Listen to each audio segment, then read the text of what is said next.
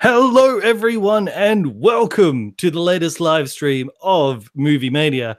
I am your host, Bandit, and I have with me the man, the myth, the legend. What the hell was that? Is that an ad playing? Can you hear that? God damn it! No more technical issues already.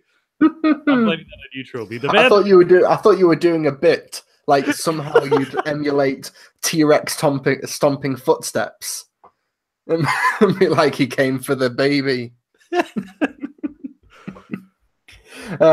Anyway, technical issues will be okay. How you doing, Bandit? This is Trilbee. How you doing? Yes, that's right. Well, tell us about your week while I try to fix out this echo I'm hearing in my ears. See, you've actively set me up here because I told you about 20 seconds ago I have nothing to report. And you're just like, oh, tell the nice kids at home what you've got. I've done very little with my past week. I'm kind of in between freelance jobs at the moment, so I've been able to take a few days off. That's been fun. Watch a bit of TV, watch some Netflix. We'll talk about that in the homework segment. This week has been boring in that me and my partner have been cleaning up the house and making it presentable. I recorded a episode of the Galactic Yo-Yo podcast, which is a Doctor Who themed podcast, which was really, really fun. Check that out. So yeah, that's basically been my past week. I'm just currently nomming on all of these grapes, yummy grape snacks, yum yum. Have I stalled them for long enough, Bandit, or do I need to? Do I need to keep going? Well, no one in the chat is complaining about a weird echo, so I guess it's just me. I'm the only one who gets to hear it. That's okay. It'll slowly drive me insane throughout the live stream, but that's okay. So, yes, I've noticed in the chat we have Jaws and we have Sam Heinrich. I'm very excited because Sam is one of the ones who's been spearheading the Discord for the Movie Mania live stream, and yes, we do have it. Sam walked me through setting it all up. It was very much like, you know how when like you got to help your mom or your dad out with the computer and how you have to explain them. Well, when he was helping me with the Discord, I felt like the other side of that. Yeah. I felt like I was like, so this is how it feels being really, really old. Okay, but yes, for people who want to join the Discord, I thought it'd be a good place where we can like. Sometimes we have weeks where we're not sure what to talk about. And when we have those weeks, we could probably go to the Discord and we could help. They could juggle ideas and see what the audience listens to. So I wonder if I can put the link in the chat section. When can I do that? Possibly. Are you able to also put it in the description of the live stream? Yeah, but I have to do that after it's done processing. Normally, when we finish the live stream, it takes an hour to process, and then it starts working. Cool. Yep. Okay, Trey's having computer problems, so we can jump into news. We got a little bit of news to talk about. Cool, let's go for it. Actually, I've got to take timestamps as well, don't I? There's so many things to juggle. Oh, so much responsibility. Yeah, here's the thing, Vad. You started a live stream, but you didn't require any discipline to obtain it. So you started a podcast, and before you even knew what you had to put timestamps on it. You had to get movie news, and now you're selling it. You're selling it. You want to sell it? Well, see, I wasn't here for the Jurassic Park one. I've not listened to that episode yet. So I apologize if I repeat any gags or anything that happened. No, I think that's a new one, so it's all good. Yes, and it's like this, the technical issues we have are chaos theory. Chaos. So much chaos. Yeah, it's intentional. We're trying to keep it the themes of Jeff Goldblum, because but the live stream will find a way. That's right. Okay, so let's jump into news. As you may or may not have noticed, Trilbee Solo has had a stunning drop in the second week. Way more than I would just eat it up. Just taste that failure. I got to clarify something from that. It may be my fault for not communicating with it. I agree with you that the film is not doing well, and this is a very big drop, even bigger than I thought it would be. I know. I'm just doing a bit. I'm doing. I know that's fine, but our disagreement was I was for the reason for the lack of performance at the box office, but this is a much bigger drop. It's like nearly 70% drop. That's bigger than Justice League. 77. Yeah, is that the official or is that the estimate? Yeah, the weekend. I'm not game enough to say it's official because I'm going off my memory and it could be wrong. Okay, the weekend actuals which have come in, Solo: A Star Wars Story made $29 million. It's a 65% drop. Deadpool 2 dropped 46, but that's been dropping quite heavily week on week. Once again, I think it's to do with Deadpool releasing in the summer, whereas the first film released in February with relatively little competition. It's a very competitive summer. But it doesn't help Solo at all. A big drop. This film is not going to have legs like Rogue One or Last Jedi: Force Awakens did when they were released in December, when they could go on for months hypothetically. But it could drop to third or fourth place by the time we talk box office next weekend. This is a really big blow to the film, regardless of where you stand on it. Yeah. I think it really shocked everyone, even people like me who are gunning for this to happen. We didn't expect it to be this big of a deal because the movie itself, it's actually okay. Like it wasn't great, but Trey has seen it like all the way through. So, and he posted like a mini review on Twitter or Instagram, and he liked it more than both of us. He fairly praised it. But I'll let him speak for like the full review if he comes along onto the podcast. But he seemed to really like it. Yeah, absolutely. But the 10-day total, 148 million domestic compared to Rogue One, which earned 286 in the same amount of time. So it's doing about half, roughly, of what Rogue One did, which is a more fair comparison because that's a solo. That's a Star Wars story anthology film as opposed to a main installment. So this is no good. Yeah, so I mean, I don't expect that Episode 9 is going to have anywhere near this amount of drop because as we covered in last week's live stream as well, we saw that when we looked at the pattern of the previous trilogies, the original trilogy and the prequel trilogy, it's like really high for the first, drops down for the second, but then sort of in between those two for the third. Because even if people don't like it, they're like, well, it's the last one. I got to see it. So I'm going to say it'll probably perform same level with that in mind. Yeah, I think as The Last Jedi. I don't think it'll be lower, although that'd be awesome if it happened. If it is going to be lower, it won't be significantly lower. But I think what could be good for Episode 9 is having a 18-month gap between now and that film's release, as opposed to Solo coming out so close to The Last Jedi, which in my opinion only hurt its chances. Yeah, they got plenty of opportunity to build back some goodwill and get people excited again. And when the trailer comes out, if it's a good trailer, that can change a lot. Just the trailer. Absolutely, yeah. It's the ball is in Disney's court in this respect. And I think also, like even if you're gunning for the crash of Star Wars to teach them a lesson, like I am, it's gonna be interesting to see where they go with it in Episode 9 because like. There's not that much they could work with because the way they sort of reset the universe after Last Jedi, but now all of three of the core main characters are gone, like Luke, Han, and Leia. So there's not that many ingredients for them to work with. So I'm kind of like, yeah, that's going to be a real tough job for them to sort of, and especially to wrap up a trilogy in itself is difficult enough. But even when you're already starting 3 steps behind with the people that you've lost already. Yeah, I don't know what they're going to do, but I'm keen to see. Yeah, particularly Carrie Fisher, who was meant to be having a bigger role in Episode 9, and she unfortunately passed away before they could start filming and really working on that role for her. So, yeah, it's I don't envy J.J. Abrams who's in this position at the moment, but we'll see how it all goes over the next year and a half. I wish him all the best.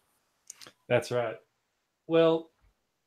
Next news story, J.K. Rowling says that she's already working on Fantastic Beasts 3. Is there a Fantastic Beasts 2? I didn't know if that had even come out yet. Yeah, that's coming out. That's coming out in this like November, December time. So yeah, we had a trailer for it a few like a month or two ago, which was all right. It contained way more Johnny Depp than I was wanting. Yeah. The tide has really turned on Johnny Depp, hasn't it? Yeah, as in it contained Johnny Depp, so I wasn't happy with that. So yeah, he's gotten to that stage in his career where putting his name on a poster will likely decrease the box office. Yeah. Well, I saw him in I saw Murder on the Orient Express the other day, and he's in that, and because he plays a villain, I'm like, he still works as a villain. Like, but I don't think he could work as a good guy. But anyway, back to Fantastic Beasts 3. J.K. Rowling said, I've just finished the 4th Gabrielle movie, Lethal White, and now I'm writing the screenplay for Fantastic Beasts 3. After that, I'll be writing another book for children. I've been playing with the non-Harry Potter Wizard World story for about 6 years. So it's about time to get down to the paper. That's I don't know if you noticed, but I did manage to play an actual audio quote of her talking. I'm offended as a British man. Shine your boots, Governor. Can I make a cup of tea? This is our blackface.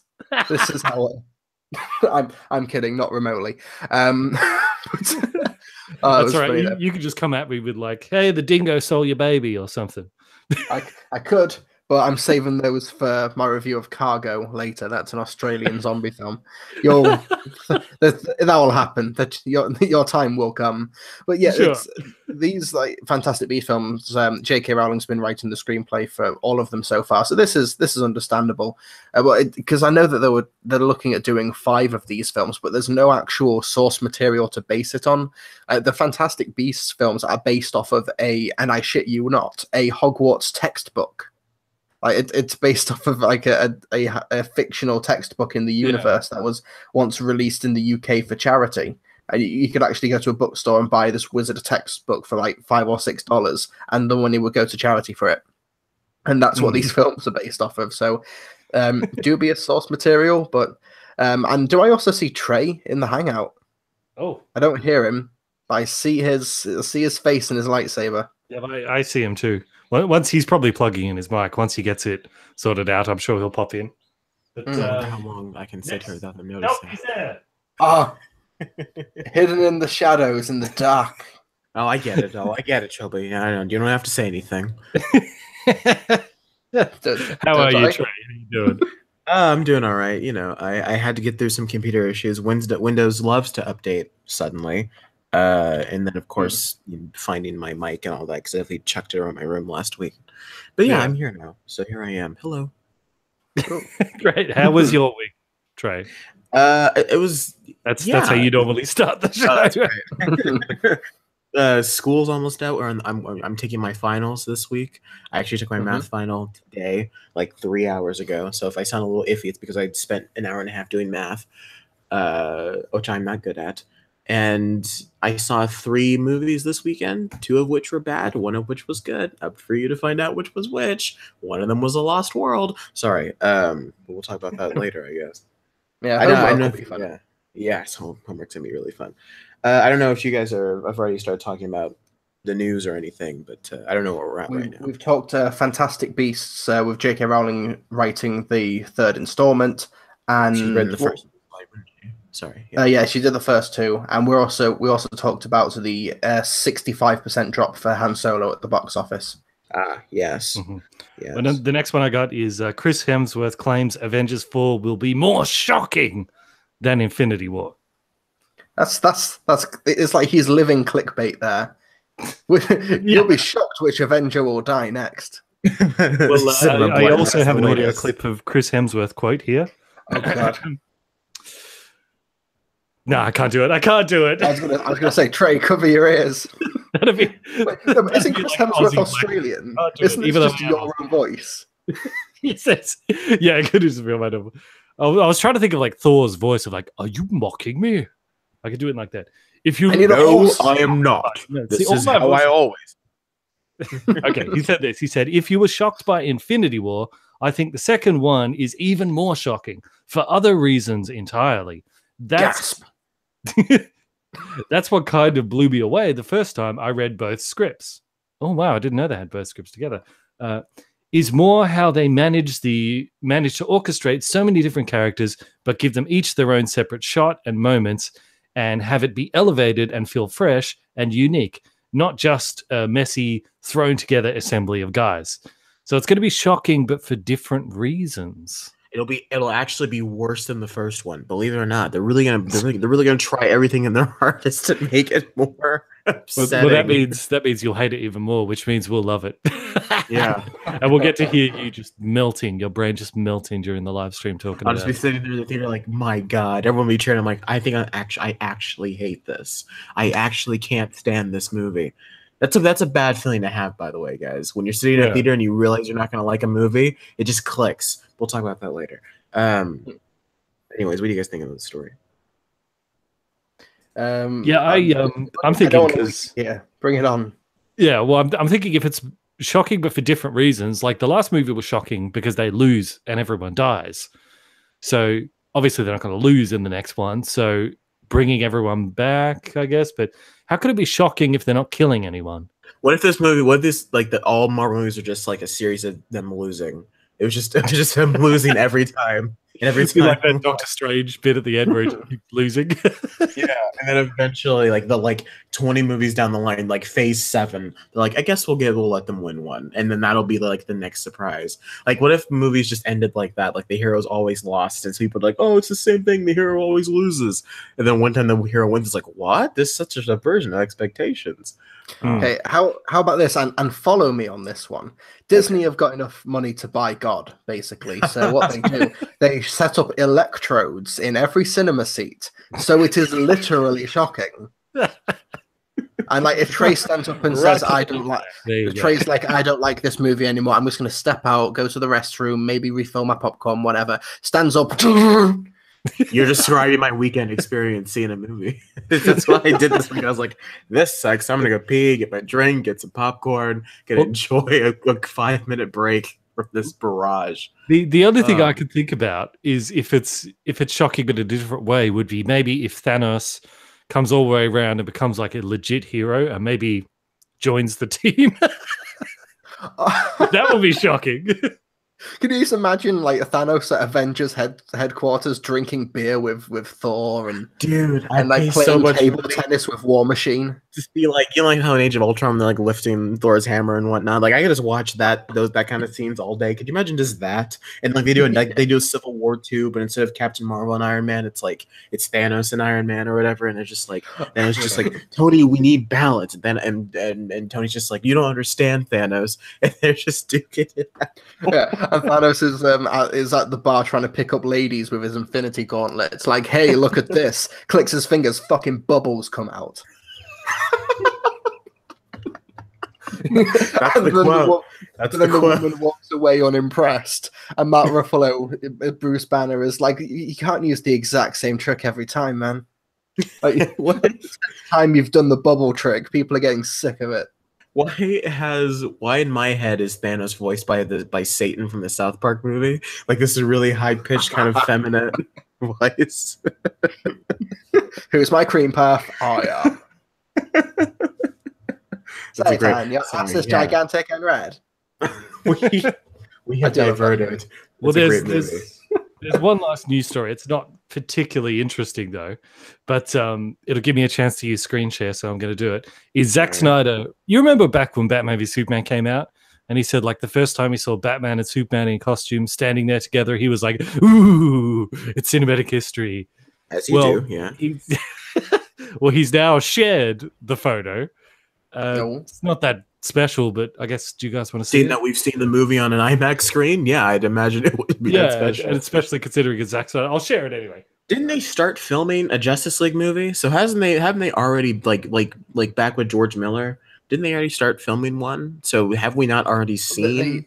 They did start pre-production. Like they had costumes and concept art. Like there's photos somewhere in Warner Brothers like studio vaults of Armie Hammer in the Batsuit, for example. Yeah, but they never got the cameras rolling.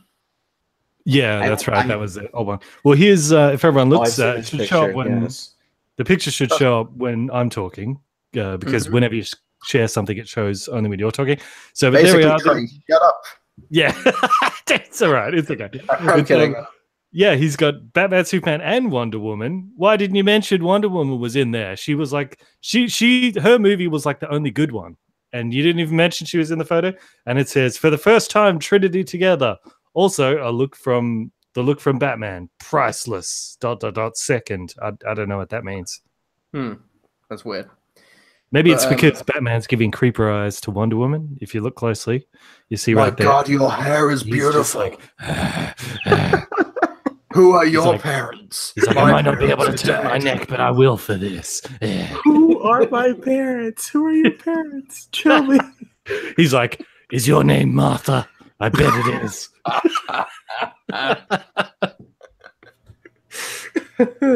I have a really gross joke to make. Yeah, there was the weird story this week though, with Zack Snyder directing The Fountainhead by Ayn Rand, which is a really weird movie to try and like bounce his career back from. Did anyone hear about this? No, I stopped following Zack Snyder's after he left DC, and it was bittersweet. Well, it's like way too complex a source material to just quickly talk about here, but basically it's a hugely politically charged book about like objectivism and like liberalism and like, the downfall of capitalism. It's basically like it's the philosophy that the BioShock games are based off of. Oh, so it'll be like it'll be oddly like feministic, but then also like weirdly sexist, kind of like Sucker Punch, where he's like, I'm treating these women beautifully. I'm like, yeah, by shooting them in glossy makeup and low angles and short skirts. Yes, very, very freedom. Very kind of, except replace women with politics, and it's going to be a weird film. It's not what I anticipated his next move would be. I know that Zack Snyder has been wanting to do like a war movie, like a military, not like a 300 shoot like sandals and swords type film. He's been wanting to do something like that for a while, and I'm surprised he didn't do that. He's going for the Fountainhead, which is weird. But anyway, we do have one more story we can talk about here. I was going to suggest the Wreck-It Ralph trailer. Yeah, that's what I was going to suggest. Unless you want to touch on the Zack Snyder thing, Bandit. No, I was just grabbing some questions from the chat. You guys go ahead. Yes. The Wreck-It Ralph trailer. I actually just watched it while my computer was loading up. I laughed a lot. I was worried at first because I'm like, these jokes aren't landing, and Sarah Silverman seems to be landed on a little thick here. But it was right around the time. Maybe look, nothing gets me more excited than hearing a TIE fighter fly by, and that's nice. And you forget that Disney owns the whole world, and they can just pay to have Google show up in their movie, which was fun. And I love how the Disney princesses. It was amazing. How it's always nice to be self-aware and what your legacy is built on, and to have this sense of they understand, what made them famous was objectifying these people, and they went so far as to even in Wreck-It Ralph, it's what ends up happening, and it was so funny. I don't know. I laughed a lot at that whole princess gag. And did they get the original voice actresses? Yeah, all of them. All of the living ones are voicing their respective. I recognized Mandy Moore from Tangled, but I don't know if that was So you've got Ollie. How do you pronounce it? Ollie Icravalo for Moana, Kristen Bell as Anna, and Adele Dazeem as Elsa. You've got all of the staples basically. But I laughed at the trailer a lot. I found it funny. There were some funny gags, but. Is this all the movie is? Is there actually? Is this 100 to 90 minutes of just vignettes and like comedy sketches, or is there an actual story here? If anything, Trilbee, your worry and this is kind of my concern here is gonna be more that it looks like to be a repeat of the first movie, except with instead of video games, it's the internet. I don't think we're gonna get an emoji movie if that's what you're concerned about. My guess is that there's going to be some kind of corporate person that's trying to control the internet, probably some metaphor for the FCC, because Disney loves a toy and they're sticking their toe in politics. And Ralph and Vanellope will have to stop him, and maybe someone will sacrifice themselves, and it'll be fun and heartwarming. I'm sure it'll be just that. I think we have nothing to worry about on that end. I trust these guys. Yeah, it was weird how the last joke of the trailer is them acknowledging that Ralph Rex the Internet is a better title, but Yes. it's the type of thing where it didn't have an adequate justification for not having that title, but it lampshaded it anyway. It was weird. It was a weird joke to end on. Well, I think what would have been better is that if they would have called it Rex the Internet, and then Ralph goes, "Isn't break the internet the thing that the internet people say?" And they're like, "Yeah, but Rex just works better." And like, yeah, and that would have been, that joke works better if you reverse it. But at the same time, nothing to me is funnier than Ralph making that bunny explode. Yeah, that's the best gag so far. And it's so dark and vicious, but it's a computer program, so it doesn't feel anything. But my God, if it's not hilarious, the little girl in the back seat. It's the pop sound effect. The girl screams. It's the look of anguish on that poor rabbit's face of like, I can't. Oh God, it's so vicious. It's hilarious. That's my kind of humor. Sorry. Yes, dead bunnies. I don't know if you've seen the trailer, Bandit. Yes, absolutely. I was totally listening to that whole conversation. Yeah, I can tell. Yeah. Are we so engaged? Our host is. Yeah. So, should we jump into homework? Sure. I think that was everything for this past week. Am I singing the intros again? We didn't bother to sing the news, so I guess not now. Is this the death of the intro? Shall I play taps instead? We'll do the death of the intros. Well, considering that last week, I tested the intro, it worked when I tested it when I called my phone from the computer. Before we went live with the Hangout, we tested it and it worked, but as soon as I click live, it didn't work. So, yeah, let's just stick with this from now on. Okay, right on. All right, guys, this is the homework portion of the show. Then, in which case we talk about movies we either assigned to see or just saw on our own. I'd like to go first, if I may. Go for it. So just a heads up for everybody, I have seen Solo. We'll talk about Solo in a second. If you follow me on Twitter, you know how my thought process works. Sometimes you get a sneak peek of what the podcast is going to be like. I saw this movie called Upgrade, which is, and if you guys don't know, our listeners probably know, but in case there's someone out there that doesn't, it's a movie about a guy that's after he gets into a horrific accident, they implant him with a chip in his brain that essentially turns him into John Wick, and he uses this chip to hunt down the people that killed his wife and injured him. It's essentially what if RoboCop turned you into John Wick instead. And it's a fun trailer, and it's a really cool premise. And so RoboCop kills this guy's dog. No, but now I know what John Wick 3 is about, because that's a great premise. RoboCop kills John Wick's dog. I'd love to see John Wick versus RoboCop. That'd be awesome. Yeah, John Wick hunts down RoboCop. Like, what if you're watching a movie and it's about a cop or it's about a criminal and you realize he's being hunted by John Wick? How terrifying! That's a horror movie right there. Anyways, yeah. So I saw Upgrade, and it stars Logan Marshall Green, who, if you guys probably know him either as the Shocker from Spider-Man: Homecoming, the guy that gets killed by Michael Keaton, or as the douchey guy from Prometheus, the one that David sticks the thing in his drink. He's a talented guy, by the way. He looks like Tom Hardy. He's just not Tom Hardy. The movie is not very good. It's weird because it has like an 85% of Rotten Tomatoes. Everyone I know who has seen it absolutely adores the movie. Yeah. It's getting incredible, great word of mouth. Maybe I'm just old, but I was going to say, is it really not a good movie, or is this you being Mr. Contrarian again? No, I never do this on purpose. Why do you hate movies? I never do this on purpose. I walk into this movie. I watched an Upgrade very excited to see a fun, just dumb action movie where cool stuff happens. It's really dull. And maybe it's because that's an action movie isn't what they were going for. Because if you look it up on Wikipedia, it calls it a sci-fi body horror film. And there are times where I can see that's definitely what they're going for. But I think his name's Lee Winnell. He's an Australian guy who wrote the Saw movies. He's been involved in the Insidious franchise. He works with James Wan. And he wrote and directed the film. And I feel like he doesn't know what he wants this movie to be. Because at times, it's this... I'm serious. At times, it's this interesting... Listen. We've not seen the film. When did the light behind your eyes die, Trey? We'll get to Solo in a few minutes. Because sometimes it's this really kind of interesting future film about what it means to have free will and what technology can do for people, and other times it's this statement on paraplegics and disabled people. But then it suddenly turns this action movie with interesting camera angles and very weird choices with how they choose to shoot the action in a way that it's violent and there's blood and it's visceral, but with the exception of like the first action sequence of the movie, nothing else feels very weighted. I don't feel like there's any actual sense of stakes in any of the action. I was really bored. There's the first scene the first action scene which you see in the trailer, which ends in a way that you do not see in the trailer, and it's beautiful. But everything else after that, I was just kind of bored. And then they had the ending's cool. It has a cool ending, but I also know if I get justified, it's cool ending.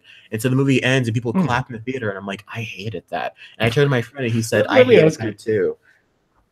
Let me ask you, Trey, like, because you're an aspiring filmmaker, and considering this movie did really well with a very, very limited budget, did you at least enjoy it from that angle, where you're like, look how creative they were with such little resources? I will say that I think the world is fleshed out in the sense of I feel like this is our world advantage.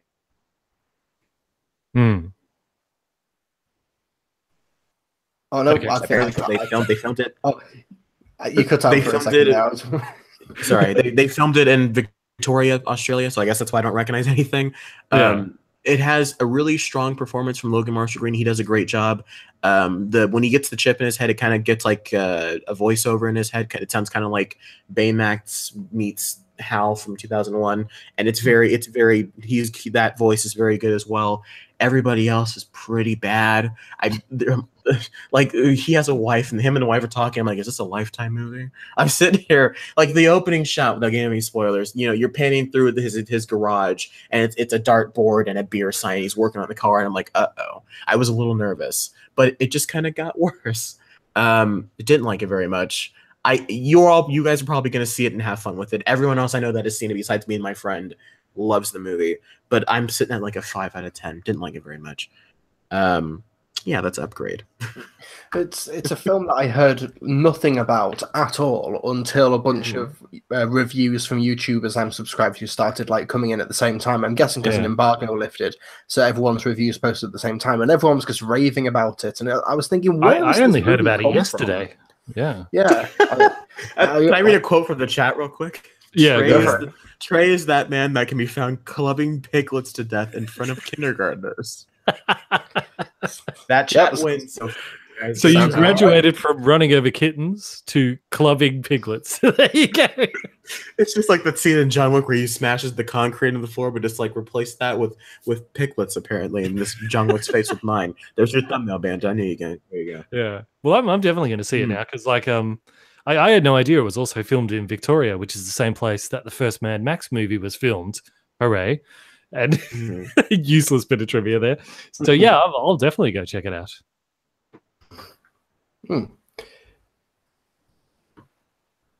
Because I can jump to Solo if not, but if anyone's seen else they like to talk about in the homework section.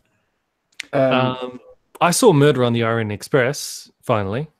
Ooh, please. I was talking to this with Trilbee just before. It's like it's got Johnny Depp in it, but I think Johnny Depp being the villain who gets murdered is actually kind of the role for him now, because everybody hates Johnny Depp now. So him just being someone you're supposed to hate kind of works. It's kind of good. And yeah, it was a pretty interesting movie. It's based off the Agatha Christie book of like who did it, Murder on a Train, who did it. And I won't give away who did it for the end, but it does kind of cheat. Because like with good mysteries like this, the joy in it is you want to watch it and you're trying to play detective too. You want to try and figure out who the killer is. And this had an ending where there was no trail of breadcrumbs that you could have figured it out. Like I just think it was a little bit of a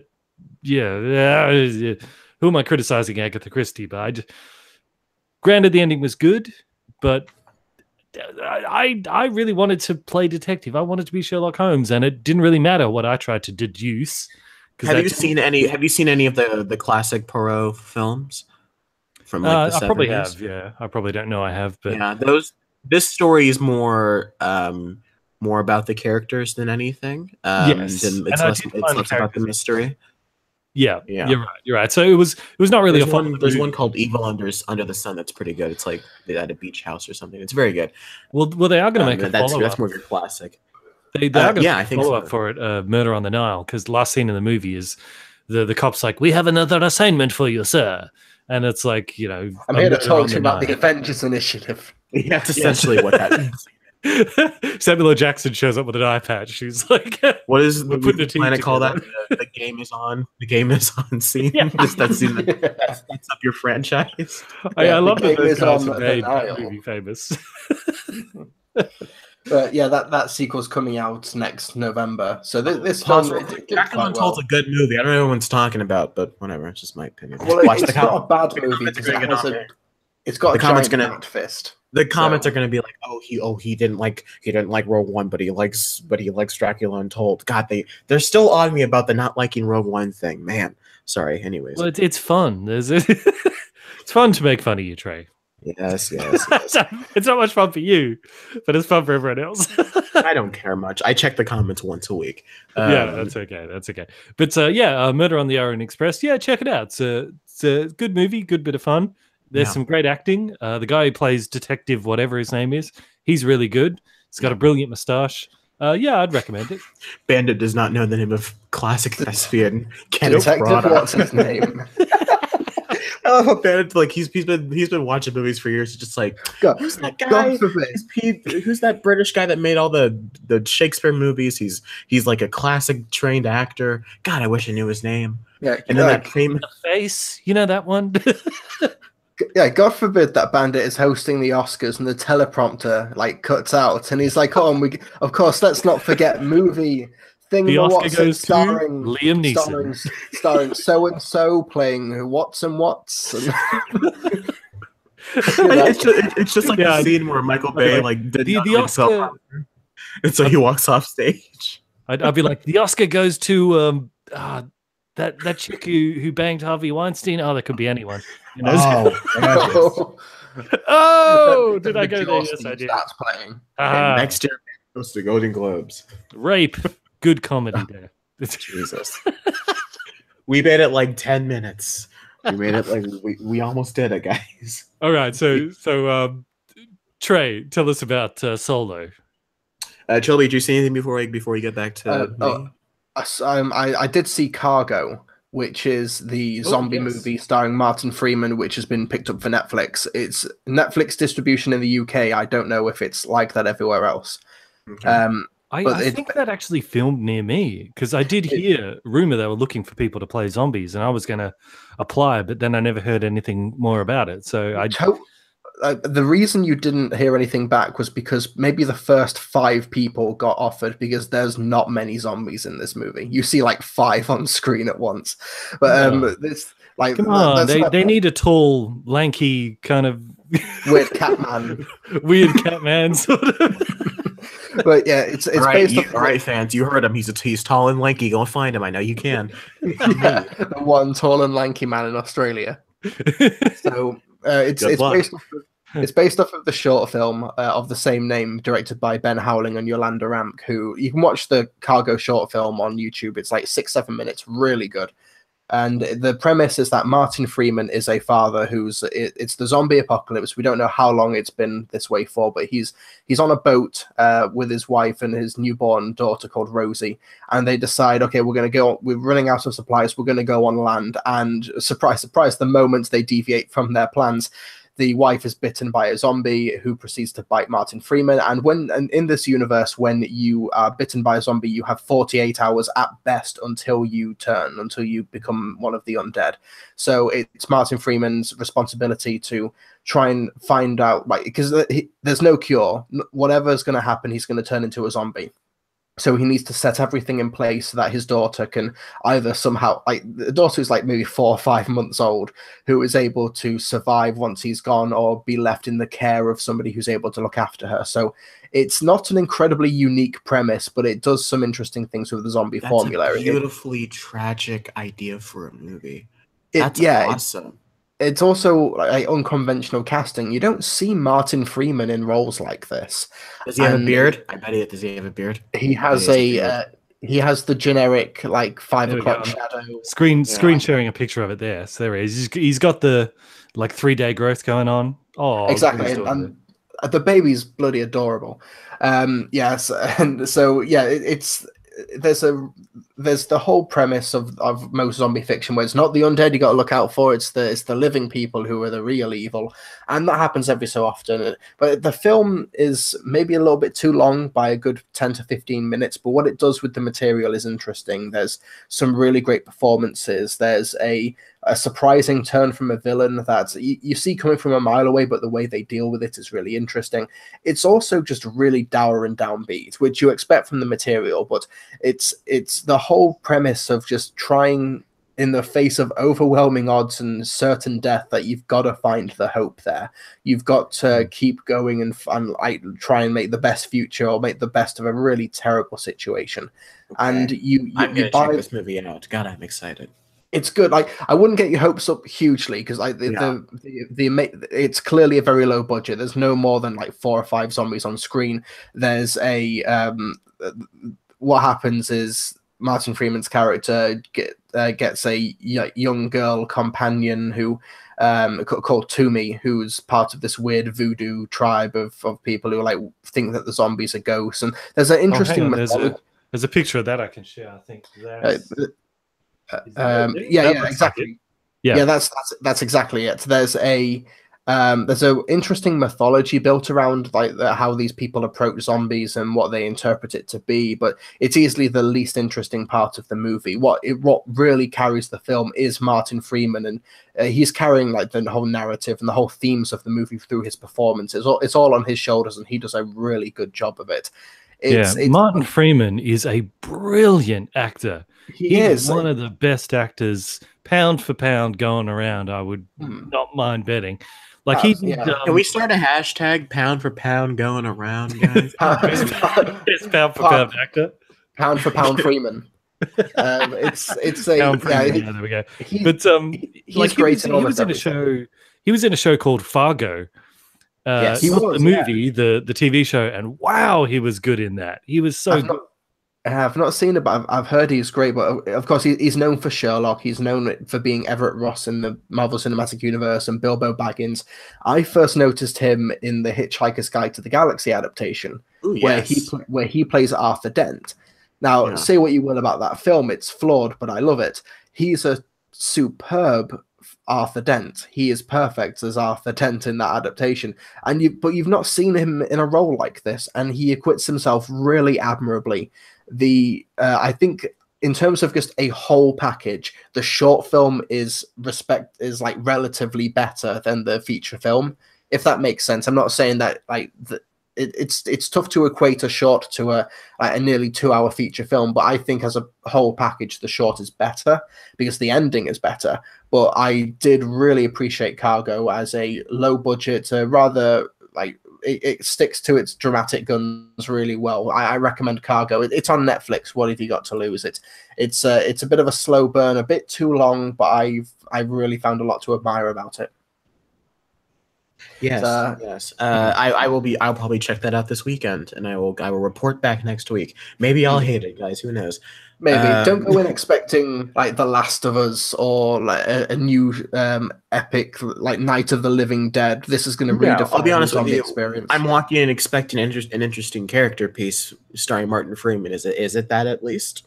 Yeah, it's that with the zombie aesthetic and the whole man is the real evil and all of this type of thing. So yeah, it's very well worn foundations and like well worn material, but it does well with that. Yeah. Okay. Well, before we move on to the next thing, I should say, Movies by Angel said, "Can you guys do a Taika Waititi episode?" How do you? That's a good idea. Isn't that a great idea? It's a great idea. We'll probably do that very recently. How do you mess up the phrase Taika Waititi? I believe that's how you say it, isn't it? Oh, shut up. Taika Waititi. Names are my kryptonite, all right? You called him Tyga. He's not a rapper. He's Well, wait for me to talk about Daenerys Targaryen. people always correct me on that. I still can't. I want you to try to pronounce the name of the guy that plays the hunter in Jurassic or in the Lost World. Like, just try to pronounce. Pronounce that last name. Go ahead. Has to be the first one to say it. I'm not saying it first. I can't remember what it is. You'll have to send it to me in text. What it is? No. Try to say it. But speaking of Daenerys, how do you pronounce these names? Like Martin Freeman? Look, I don't need to worry about names. I live in Australia. I can just call everyone mate, and I don't have to use names. This is true. He's got us. He's got us there. Right. So, Taika Waititi will definitely do an episode. Where are you getting the G from? Okay, Mr. Taika Waititi. All right, there we go. Happy? Oddly, yes. I'm quite satisfied. Thank you, man. That was hilarious. Anyway, Trey, you saw another film. Yeah, speaking of Daenerys Stormborn of House Targaryen, there it is. I saw Selu. Can you pronounce the name of the guy that plays Han Solo? His name is Alden Ehrenreich. Can you pronounce that, please, for me, Bandit? Alden Eric Wright. Eric Wright is the name of Eazy-E, rapper from Edwards with Attitude. Let me try again. Alden Ehrenreich. Is that it? There it is. Yes, that's about right. Okay, so it says ding ding ding ding ding. Okay, so anyways, I saw Solo: A Star Wars Story, and I'll be honest with you guys, I don't know what all the hubbub is about. I thought it was pretty good. I quite enjoyed it. I don't know. Yeah. Look, most of the hubbub was not about the movie itself. It was about Last Jedi and all that. Yeah. Yeah, and so I really don't think all of this discussion warranting really warranted anything. It's a movie that I was happy that I saw. It's a movie I wouldn't mind seeing again. It's got issues and it's got problems, and I guess we'll go full spoilers because we talked about it last week. But I think the guy that plays Alden Ehrenreich, not Alden Ehrenreich, excuse me. I think the guy that plays Han Solo is really, really good. Like, pretty much from the word go, I was like, I can watch this guy be Han Solo all day. And when it's just the scenes with him and Chewie, whether they're speaking English or Wookiee, which is awesome, which easily carried over from the Lord and Miller cut, like hands down. That was from Lord and Miller. That was an idea they had, and they wanted to use it, and they just kept it in the movie. I'm sure of it. Those two are very much the heart and soul of the movie, and that's important because these are the two characters that we are going to follow for the course of the Skywalker saga. And they're making a saga? No, from the Probably Skywalker saga. I mean, across the Star Wars films, Bandit, but you didn't. It's okay. Went over your head. That's fine. Well, they did set up for a Solo sequel. I know, but that's not what I was referring to. It's not going to happen, though. I was saying that we follow Han Solo and Chewbacca through the Star Wars movies later on, as in episodes 4, 5, 6, and 7. But that's whatever. My point is, the music's very good. John Powell did the score, who did How to Train Your Dragon, among other things, and he really brings something interesting to the Star Wars score that we hadn't heard in quite some time. It's like when John Williams really brought up the chorus for the prequels. He really brings in the percussions and kind of this rhythmic tone to the Star Wars score that's very nice. I thought the Han Solo theme by John Williams was really good. I thought I'm getting through my positives right now. I thought Donald Glover was decent as Lando. I don't get why people love him so much as Lando. He was fine.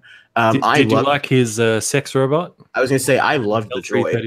Every time she spoke, I chuckled at something. I thought she was. Of course you would. I thought she was awesome. I think the best way for Disney... Go back to your safe space, Trey. I thought the best way for Disney to respond to the inherent ugliness that has come from not everybody, but from a decent number of people, specifically from Australia. They're all tall and lanky.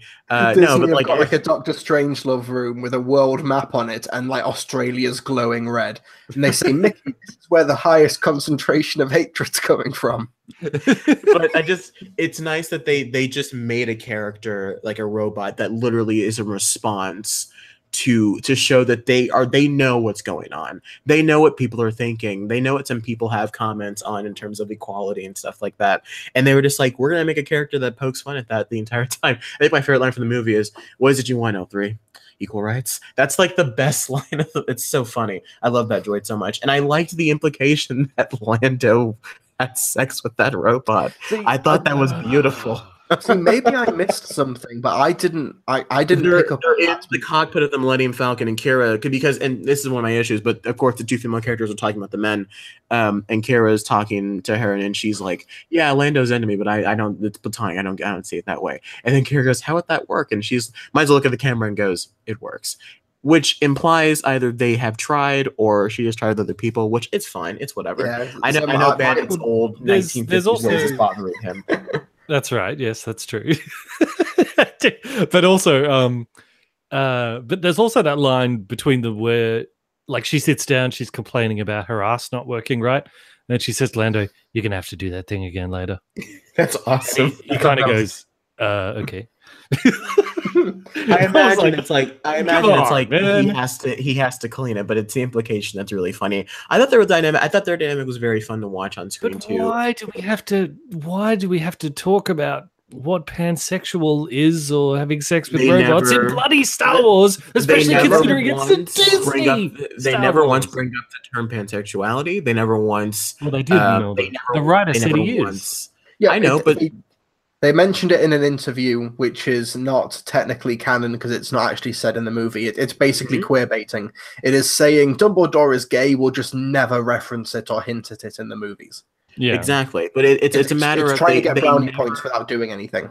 And I think to imply that Lando, because he more or less hits on Han, and it's nice. I thought that was fun.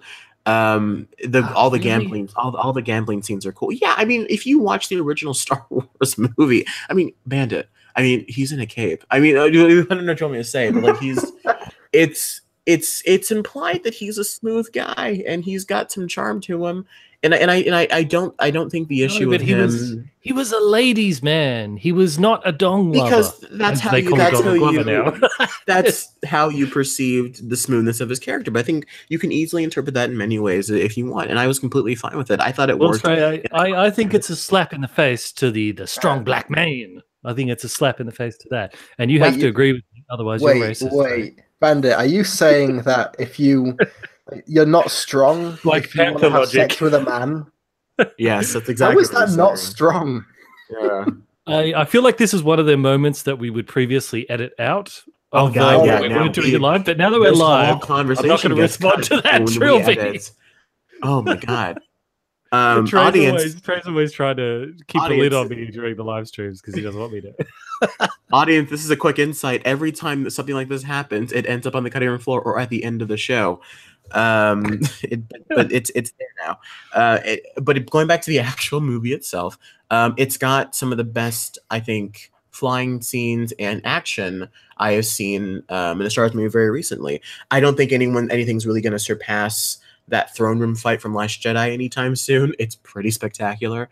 But I think the whole Kessel Run sequence, the music is fantastic. The way they bring in classic scores, the way they make a big moment of when Han and Chewie get to pilot the Falcon for the first time together. It's a big deal. Just the whole idea of how the Kessel Run was, he only achieved it because he cheated, which I loved, because he was brave enough to cut through the actual maelstrom and he was able to survive because of it. It was just the way they did that whole sequence was fun. The escape scene where she causes a robot revolt was fun. Everyone got to work together, and Lando shooting and Han shooting, and we got to see the floppy wrist shooting the pew pew. I started doing the motions in the theater, which I guess I probably shouldn't have done because I probably would have taken me out. But overall, I had a great time with it. I think I don't understand why the cameo had to be Darth Maul. I don't know why it couldn't have just been like Jabba the Hutt or Boba Fett. Spoilers, and I said spoilers at the beginning, but like I don't understand why. It's fine. Nobody's seeing the movie anyway, so that's all right. Yeah, but I don't understand why Darth Maul's in it. I mean, I guess he wanted to have something cool. Yeah. He also just ignites his saber and then cuts it off. Yeah, during a hologram, which is weird. It's like, don't you know she's not like that's not going to intimidate her? It's a hologram. I can't remember who it was from, but they said that the reason he ignites his lightsaber is that if they didn't do that, they'd be worried that there were like test screenings where people were like, "Who is that?"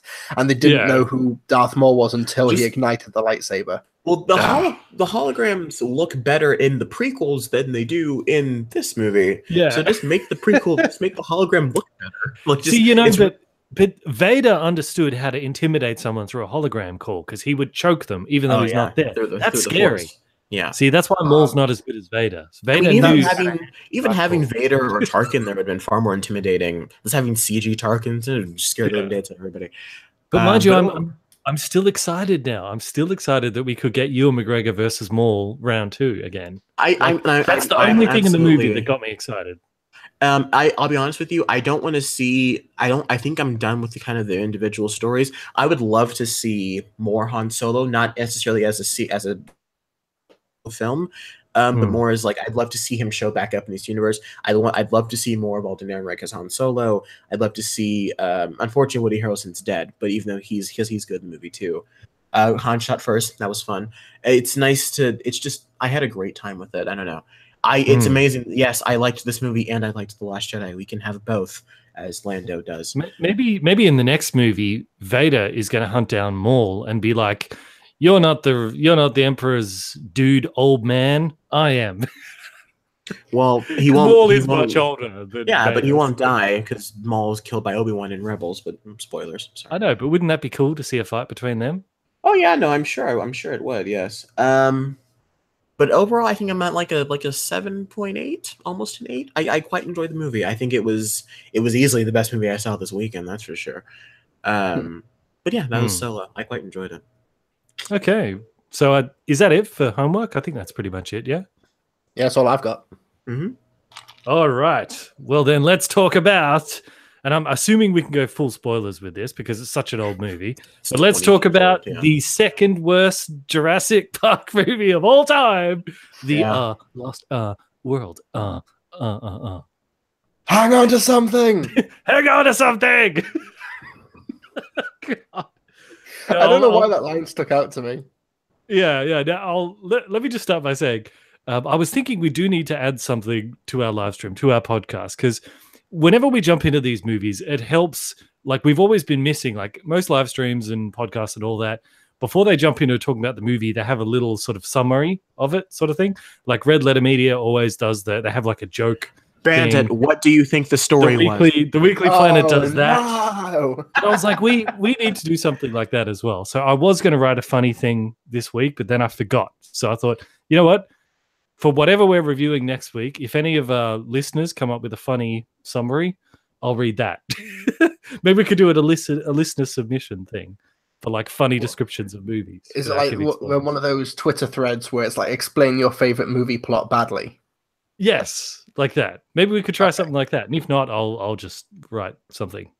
But I'll tell you though, because when I was designing the thumbnail for this, which I'll put up on screen in a second, I normally try to find a unique moment from the movies, or if there's not a good poster, I try to find a unique moment from the movies.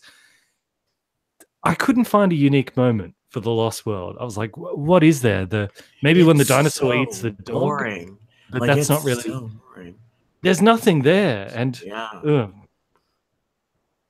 on, tell me what you thought. I'll get the thumbnail up on screen. Trilbee, I did a lot of talking. Why don't you go first? Okay, yes. I wasn't here for the Jurassic Park podcast a few weeks ago, so I actually watched that and The Lost World today. And oh boy, that's like going from the most spectacular main course, like a wonderful steak cooked perfectly, great potatoes and vegetables, this amazing sauce on top, and then they say, "Oh, what's the next course?" And then they just give you gruel. It's technically nutritious. You can add something to taste. It might be horse, but that's even a stretch. You're like, maybe that's something. It tastes vaguely like porridge, but it's grey. So yeah, there's some standout sequences in it. So like I can recommend a solid 20 minutes of the movie. The rest of it, though, we'll get to that later. But the surrounding, I'm talking the rest, like the 2 hours and 10 minutes, remainder of the movie. Nah, I'm good. But for The Lost World Jurassic Park, I'm vaguely nostalgic for this thing because I watched the Jurassic Park movies out of order. I watched Jurassic Park 3 in cinemas. I watched The Lost World on TV and recorded it via VHS, and then I watched Jurassic Park years later. I've watched this in reverse, so I have a bit of nostalgia for The Lost World. But it's watching it today. Yeah. It was like there was a good 30-minute segment where I was just on my phone because I was just bored senseless. I was tweeting it, and it's unfortunately I watched this movie on my phone, so I just started doing homework. Like legitimately, I was like, I guess I'll do math homework. I'd rather do math than watch dinosaurs. Honestly. And guys, I hate math, but I'll be honest, I hated this movie. So well, you know, it's kind of like it's a little bit like when you go to like a school play and you're like, it's not very good, but boy, they're trying. You know, it's really like that. It's not really even that. That's Jurassic World. No. But this movie's like, he's on autopilot the whole time. Oh, Jeff Goldblum. Yeah, I'm talking about the movie. I'm talking about Spielberg. I'm talking about Spielberg as well. No, I disagree. Like that section with the trailers where it gets pushed over the cliff and then she falls on the glass and she almost falls through the broken glass and all this. I'm like, and it goes really on for 8 minutes too long. Yeah, it goes on too long. Yeah. But that's why I'm like, that's my point. I'm like, they're really trying to match the T-Rex attacks the cars in the last one. It's not as good, but I appreciate the effort at least. But yeah, it does go on for way too long. And I was talking to Richard Trilbee about Richard Schiff from the X-Wing, not the X-Wing, the West Wing, which is a great show. He's in it, and he plays this really like just regular like might as well be a mechanic guy who's with Jeff Goldblum on this exposition, and he's over here trying to save these people's lives. It's like, do you need anything? And then they're telling him that they need fast food, and I'm like, you people are about to die. And you've got this annoying little girl there who doesn't need to be there and is the worst person in the movie. We'll get to the gymnastics later, but like she's like easily the worst thing about this movie, which is a shame because the bloody children were so charming in the last one. But like this one's just like, I'm sorry, quick tangent. That girl was great in Nami, man. So she's cracking my balls. Sorry, hated it. So but it's like. And like, what do you think about the whole sort of swing and a miss on the animal rights issue? Like, it's so cheap because it's like they're pulling on the heartstrings so much of like, oh, these poor dinosaurs, and it works. Those dum-dums in the theaters are like, oh, those poor dinosaurs. But you think about it, you're like, well, how do you think animals get to the zoo? Somebody has to go out there and catch them and bring them back. I mean, animals are born in the zoo, but at some point they have to. I was like, it's not really that bad. It's not like they're taking the animals and we're going to experiment on them forever. It's not like they're taking the animals and slaughtering them in some horrific way for their meat. You know, they're just going to take them and put them in a zoo basically. And I'm like, who cares? And Vince Vaughn, oh my god, that guy. So, Bandit, in Skype, I've sent you the name of the main poacher actor, and I would like you to try and pronounce that name. I'm excited. Let's do this. Let me know when you've got it. The poacher's name is Pete Bothswaite. Whoa, is that right? Where do you get the B from? Yeah. Pete's Bothwaite. No, you were closer the first time. It begins with a P. Not Bothell, it's P. Pete Postlethwaite. Is that it? It's close. That's a difficult name. All right, I'm going to put that in the chat so everyone can see what I'm talking about. That's a tough name. I'll copy and paste it. The poacher's name, the actor is the late, great Pete Postlethwaite. Yes. Pete Postlethwaite. Yeah, he's isn't he in Usual Suspect, isn't he? He's in a few movies. Someone put in the chat. He's a Boffin. Many Boffins died trying to get this dinosaur out of. But yeah, Pete Postlethwaite he's been in a lot of British films. He was in the Usual Suspects. He's the creepy old guy in James and the Giant Peach who gives him the weird magic worms. He's the dad in Inception. That sounds bad out of context. Wow. He gives the kids worms. Yeah. He's amazing. It was sorry to see him die. But may he rest in peace. He doesn't die. He lives. No, I mean in real life, the actor died. Oh, okay. I'm like, no, he lives. Sorry to see that actor go, but yeah, he's great. And like, I think his character in this movie, I find that character the most interesting. The hunter who's going to the island. The protagonist here, yes, easily.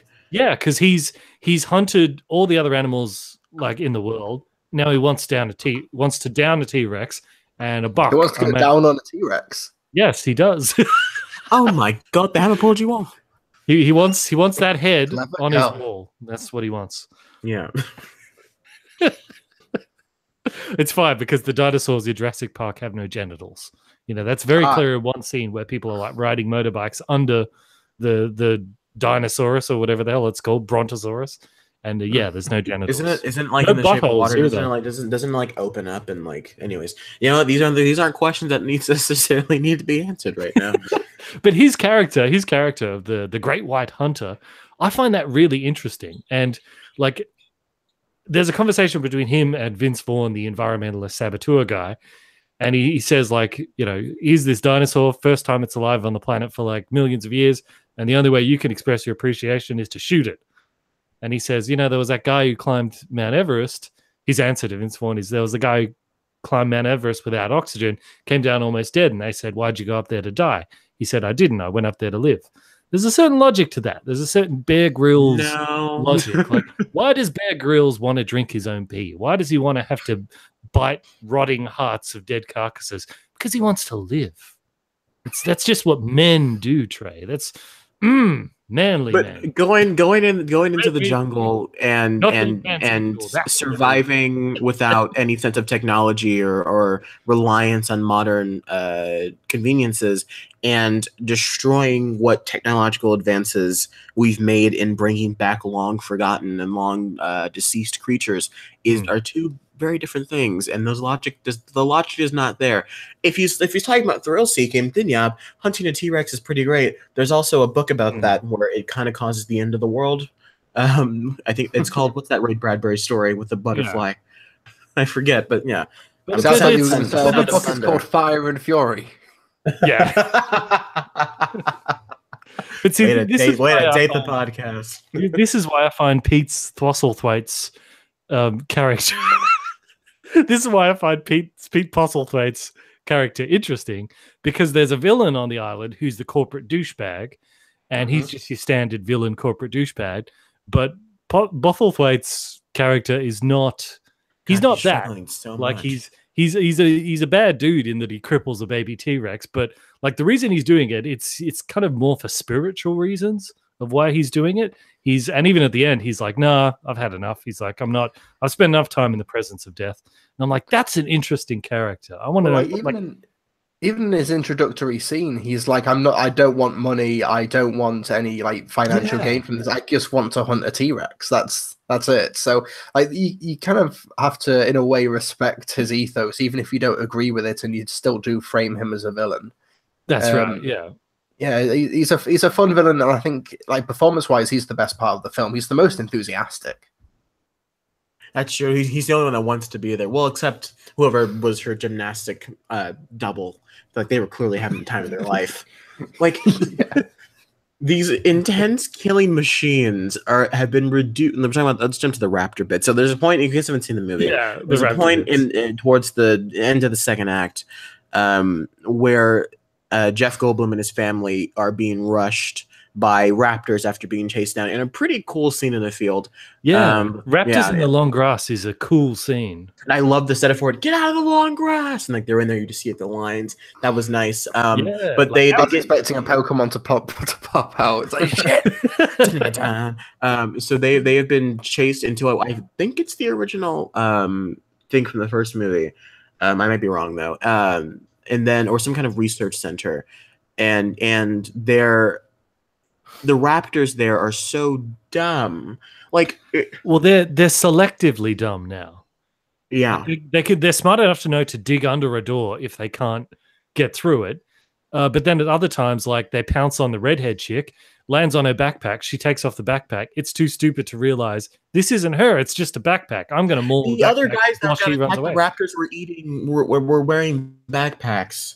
Yeah, when they were chasing, but they all died immediately. But this woman, because she's the main character, she has plot armor and she can just survive. Yeah. It's stuff like that. So I'm saying, like, see, I'm saying, like, Steel breaks on autopilot here, and like the movie will just do these random long tracking shots, which I think he wants to think are impressive, but they just come across as we don't want to do multiple setups. Let's just move the camera around the set. And nothing about the composition of the shots are particularly very interesting.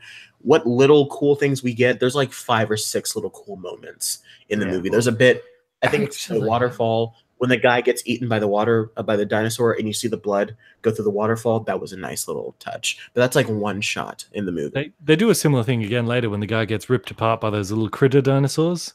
And you just see the river turn red as it washes out. Yeah.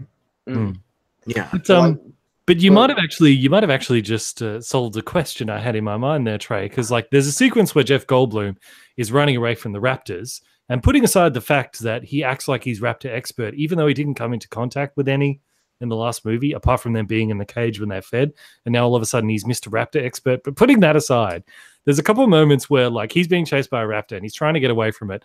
And the raptor's like, there's 4 or 5 moments where the raptor's like 2 feet away from him, just needs to lunge, but it instead decides to do a scary pose for the trailer. And I was like, why do they do that? Like, you can write it in a way that you keep him far enough away from the raptor, but it's still suspenseful without the raptor having to stand just right in front of him going, yeah. But maybe it's because, like you said, there wasn't really a raptor there. So they just said to Jeff Goldblum, just run around and we'll CG in the dinosaur later on. So they couldn't sort of set it up in that way so that it looked right. But that really bothered me with the raptor. I'm like, stop posing. Just pounce on him already. He's right there. And there's this moment where I think they want it to be cool and suspenseful when the raptor, like, it's essentially, it's funny. I'm laughing at the screen at this point where the raptor like beats its head through the window of a car, and like it shattered a glass pane. Like Jeff Goldblum closes and locks the door, and then the raptor just jumps through the window, which is another nice moment. I laughed. I think it's supposed to be funny. At least I hope it is. And so he runs back and gets into the car, and the raptor like jumps like onto the car and like sticks its snout, its like long face, into the window, and it's like slowly edging its way through, trying to get to him. And I'm like, why?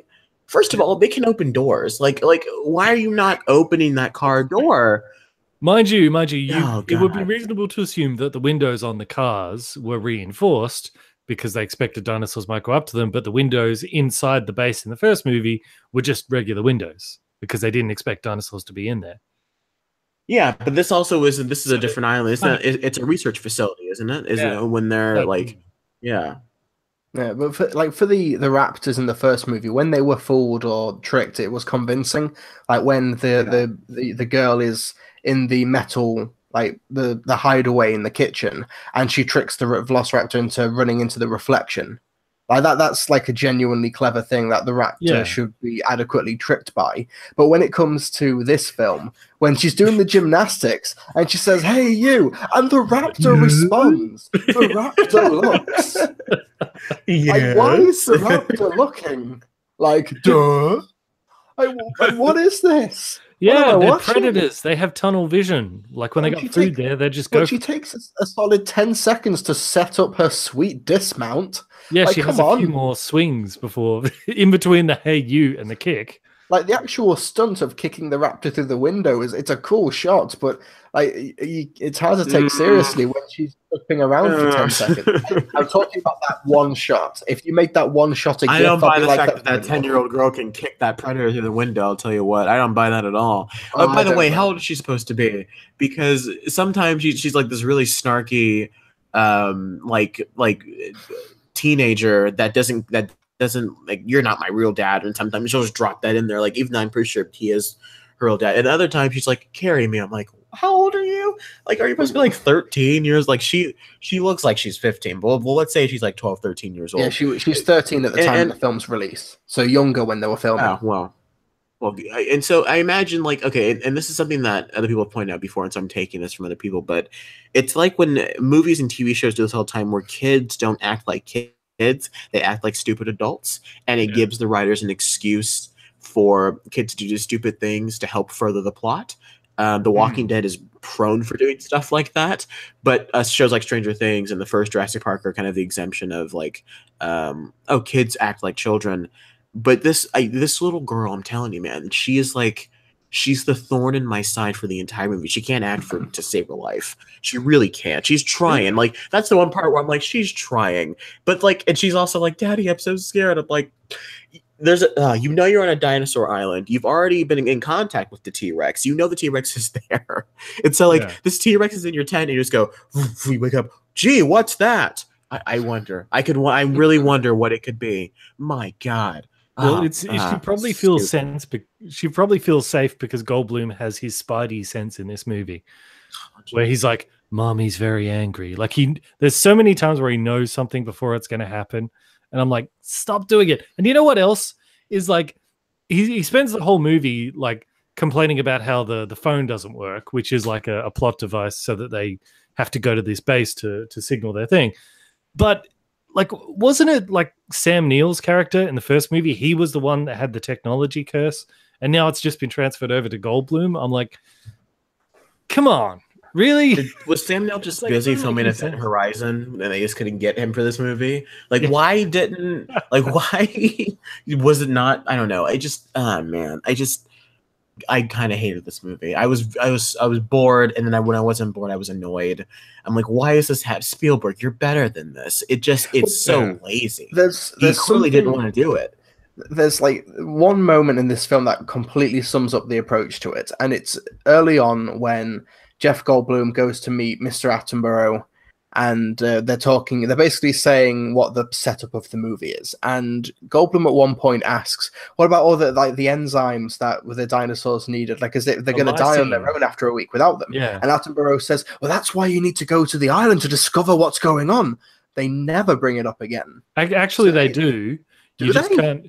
Yeah, they do. But it's during like one of them arguments Goldblum has with his girlfriend. Okay, he's like trying to the background noise. Yeah, and like they're talking at the same time, and Goldblum's Goldbluming over her. But she does say, because for anyone in the chat who can't remember, in the first movie, they basically made the dinosaurs drug addicts, this drug called lysine. If they don't get it, they fall into a coma and die. So if they ever got off the island, they wouldn't last very long. And so they said, well, how could they survive on Site B without it? And she says, some of the plants they eat have lysine in it.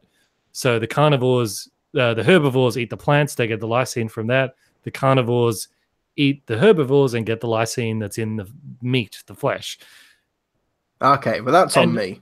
I'm tempted. I'm tempted to say maybe that's kind of dumb, but then considering how dumb they were to make Jurassic Park and to think they didn't need anything more than just an electric fence to keep a T-Rex out with no backup systems, I guess it's totally possible they would overlook that. They overlooked the gender swapping of the dinosaurs in the first movie, so I guess they could overlook lysine in the plants.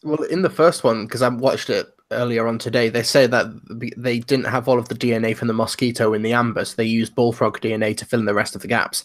Yeah. And bullfrogs have been known to change genders when they're out, like in necessity in the wild. So that's how they justify the dinosaurs being able to breed and change gender. So, yeah, but for the Lost World one, the fact that I didn't even pick it up, although to be fair, I checked out from a lot of the film because it was really boring. It's just a bunch of arguments in the forest. Yeah, and it's nothing engaging. It's not interesting. There's nothing compelling about what's going on here. You're watching a bunch of, after what I would consider to be a pretty cool opening scene. You get the cliche of, I'm going to raise up my arms and let out a blood curdling scream, which I thought was fun, and we get a nice edit of Jeff Goldblum yawning. That's not a nice edit. That's no good. I know. I think it's really. I think it'd be great. I thought it was hilarious. The weirdest part of it is that it's not a convincing yawn that Jeff Goldblum is doing. Secondly, he's in front of an advert for like a Hawaiian island or like a Bahamas thing, whatever, and then he steps out from it. So it's obviously a painting. So we're not convinced that he's actually nearby. And then he steps out and he's on the London Underground. It's like nothing about that transition. So he yawned under his breath and then took some steps forward. No. If you're in the London Underground, you're getting forced onto that platform. You don't have time to yawn. But he was in New York. If you yawn, the people on that underground will smell your weakness and they'll push you aside. I like to imagine Joey's just there, like, I was there. I know what that's like. I tried yawning and they stabbed me for it. I know what this life is like. That guy's yawning. Quick, stab him. They maybe put a thing in my neck and turn it into a bad movie. You're not slick, Spielberg. I know what you're doing. You're not. Yeah, I know. They also like they make a big deal out of talking about Goldblum's girlfriend in this, the redhead, whatever her name is. I think it's Sarah, isn't it? He keeps saying it, Sarah. But Sarah, they before we actually see her, they spend a lot of time talking about how professional she is and all this sort of stuff. And she makes so many amateur mistakes. People give Prometheus crap for dumb people, but I know you shouldn't do that. Like at the beginning, she's right after she's done telling Jeff Goldblum of how she's professional and she knows what she's doing. She's like, "Oh look, baby Stegosaurus. You know what I'm going to do? I'm going to walk right into the nest where the adult could come back at any second and kill me. And not only that, I'm going to start patting it. You know, I'm going to start putting this human scent all over this baby Stegosaurus. Never mind that, you know, lions often reject their own cubs if they get human scent on them. I'm just going to rub my hand all over its face. And Stegosaurus trying to kill me. I'm like, I know not to do that. Ugh. And then let's take the baby T-Rex with the broken leg who's screaming for its parents that the Mr. Great White Hunter specifically broke its leg to draw the T-Rex. Let's take it right into the trailer where we are and not knock it out with drugs to shut it the hell up. Let's just do that. What could possibly go wrong? And then she's surprised when the T-Rexes show up. What the hell? Even the young girl who everyone hates is like, the other animals can hear this. I want to get out of here. She's the only one who figures it out. Like in the film, to be fair, they say, "Oh, if it's only a young T-Rex, if we give it tranquilizers, we may kill it. We don't know how much we need to give it," which kind of makes sense. But they muzzle it, and then so it is quiet. But then when they're like, "Okay, we've got to drop it off outside because Mummy and Daddy are outside," they demuzzle it. Mummy's very angry. Yeah, but they demuzzle it before they've got it to the door. It's the last thing you do before you throw it out the trailer. And even then, when they give them the baby back, they step out of the trailer and it's like, no, just open the door a little bit, just push it out and close the door. Don't let it see you. I love the idea of Bandit just like opening up the trailer and just being like, and then like quickly closing the door. Like there. The only thing a T-Rex sees is just a foot kicking it out of the trailer. just stop it on it as it falls over. Julianne Moore goes to all of these efforts to try and heal the T-Rex, and Bandit just stomps it. Hey T-Rex, do you want your baby back? Stomp, squish. Oh, Bandit's definitely the guy that gets eaten by all the little baby dinosaurs in this movie. By the way, like, Bandit, he goes down fighting. Like, you want to go, T-Rex? Yeah, he's the guy that gets picked up and thrown across the room. Well, let me tell you though, there is one thing. Like, if you look on the screen right now, I'm screen sharing. There is one thing that this movie adds to the lore, which we haven't seen before, which is a male T-Rex. Yes. Never seen a male T-Rex before. They're all females on the other island. See, and it's the male T-Rex during the whole Godzilla bit at the end. And if you look at the picture on screen now, you see they tried to visually differentiate the male from the female, and he's got this kind of bony protrusions off his nose. And in this one, T-Rex schlong. I was thinking, see, he's on the left here. See, they made him more green, and he's kind of got stripes. You can sort of see stripes up his back and down his neck. Yeah. And the thinking in that was like, you know how often with like a lot of animals, the male is more colorful, like the peacock kind of thing. It's like a way of like attracting the female. So they wanted to visually differentiate the male. It's also a way to distract from predators, like ducks will do. Yes, that. Like, in the chat is saying, what about his dingle? They don't have genitals. We established that. They don't have genitals or buttholes. Neither. Yeah. But am I the only one? Like, I get the sense that you guys liked the kids in Jurassic Park. I hated them. Like in both The Lost World and Jurassic Park. I liked him because he reminds me of me at 5 or however he's supposed to be in the movie. I appreciate that they don't act like every other kid acts in any movie ever. They're scared. They're slightly irritating, but that's kind of what kids are, and I appreciate that about those two characters. They feel like real people to me. I didn't like, as far as I was concerned, that kid could have died on the electric fence, and that girl, she's a fucking 4-foot burden. I don't know why. I just don't like kids in Jurassic Park. Bandit, you don't get to talk about being no. We're not. You don't get to talk. You don't get to be all offended now, sir. No, thank you. Now let me ask you, Trey, because I've heard that there is a character in this movie who is like Cat didn't like me bad mouthing the kids. Jesus, whoa, Trilbee, ice cold. God, man, Jesus. God forbid Lando wants to have a male relationship with somebody else, but Trilbee's not allowed to talk bad about children because they're innocent children, innocent little white kids, and they deserve equal rights. Kids' lives matter. Anyways, what were we gonna ask me, Amanda? Yeah, okay. So there's a character in this which is in the group of dinosaur hunters. There's kind of like a cowboy type guy who's the dinosaur expert. And I've heard that he was based off a show in America, like a dinosaur show for kids. Like, do you know anything about that? Is there a show in America with a guy wearing a cowboy hat who talks about dinosaurs? I mean, maybe he's a Boomafoo, but that was about more of a monkey. And I mean, really the only show I watched about animals was your guy, was the Crocodile Hunter, who maybe is not a big movie over there. But there's a scene at the beginning where he's kind of doing a Steve Irwin, but he's describing to some guy who's just there with him. He's like, "Oh, see the bones attached to the bottom of the skull, so when it lines up, it's like." I was like, "Are they referencing a TV show?" It feels like they were. No according idea. According to the chat, he might be. I don't know. I've never seen I didn't watch live action shows like that growing up. No, I'm going to Google it. Hang on. I always watch cartoons. The Mr. Pete channel and Desman720 say it's Jack Horner, and I'm just looking on his Wikipedia page. He did have a cameo in Jurassic World, and he was the technical advisor for all of the previous Jurassic Park films. Is he the one that said the dinosaurs shouldn't have the snake tongue? That might have been Jack Horner.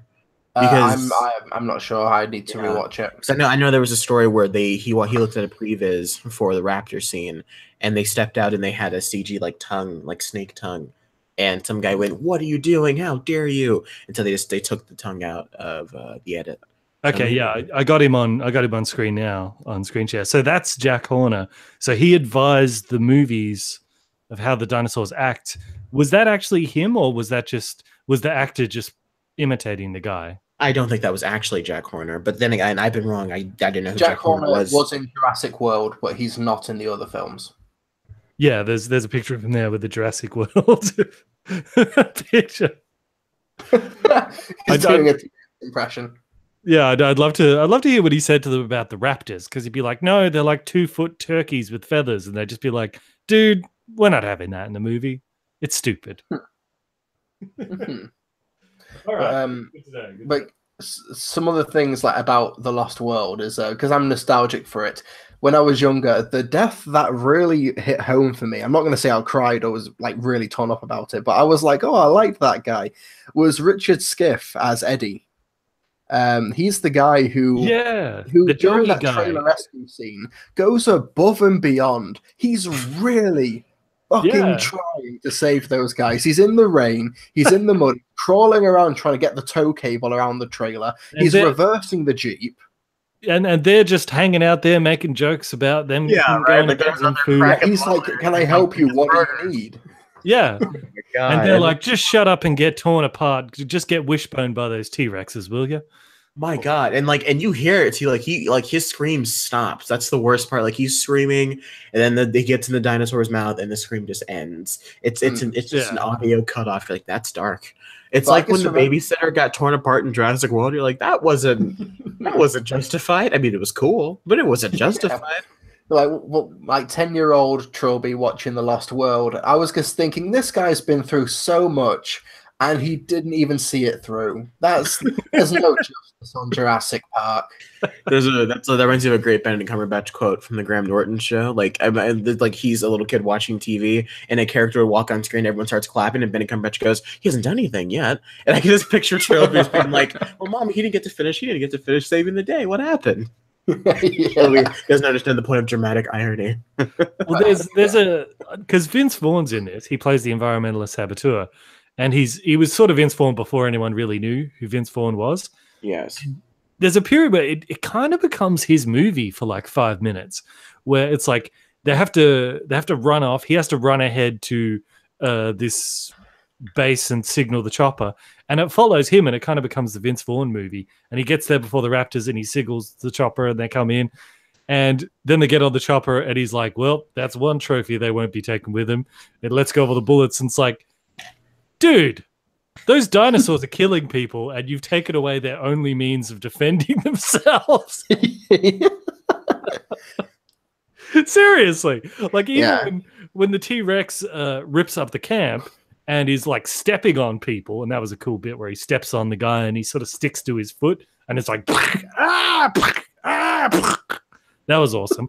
But right before that, like Bothlewaite, he's about to shoot the T-Rex, and he opens his gun and the bullets have been like ripped out. He's like taking the lead bit out of the bullet, and he's like, bastard, like that. It's like, dude, all the people that died after that T-Rex, that's on you, Vince Vaughn.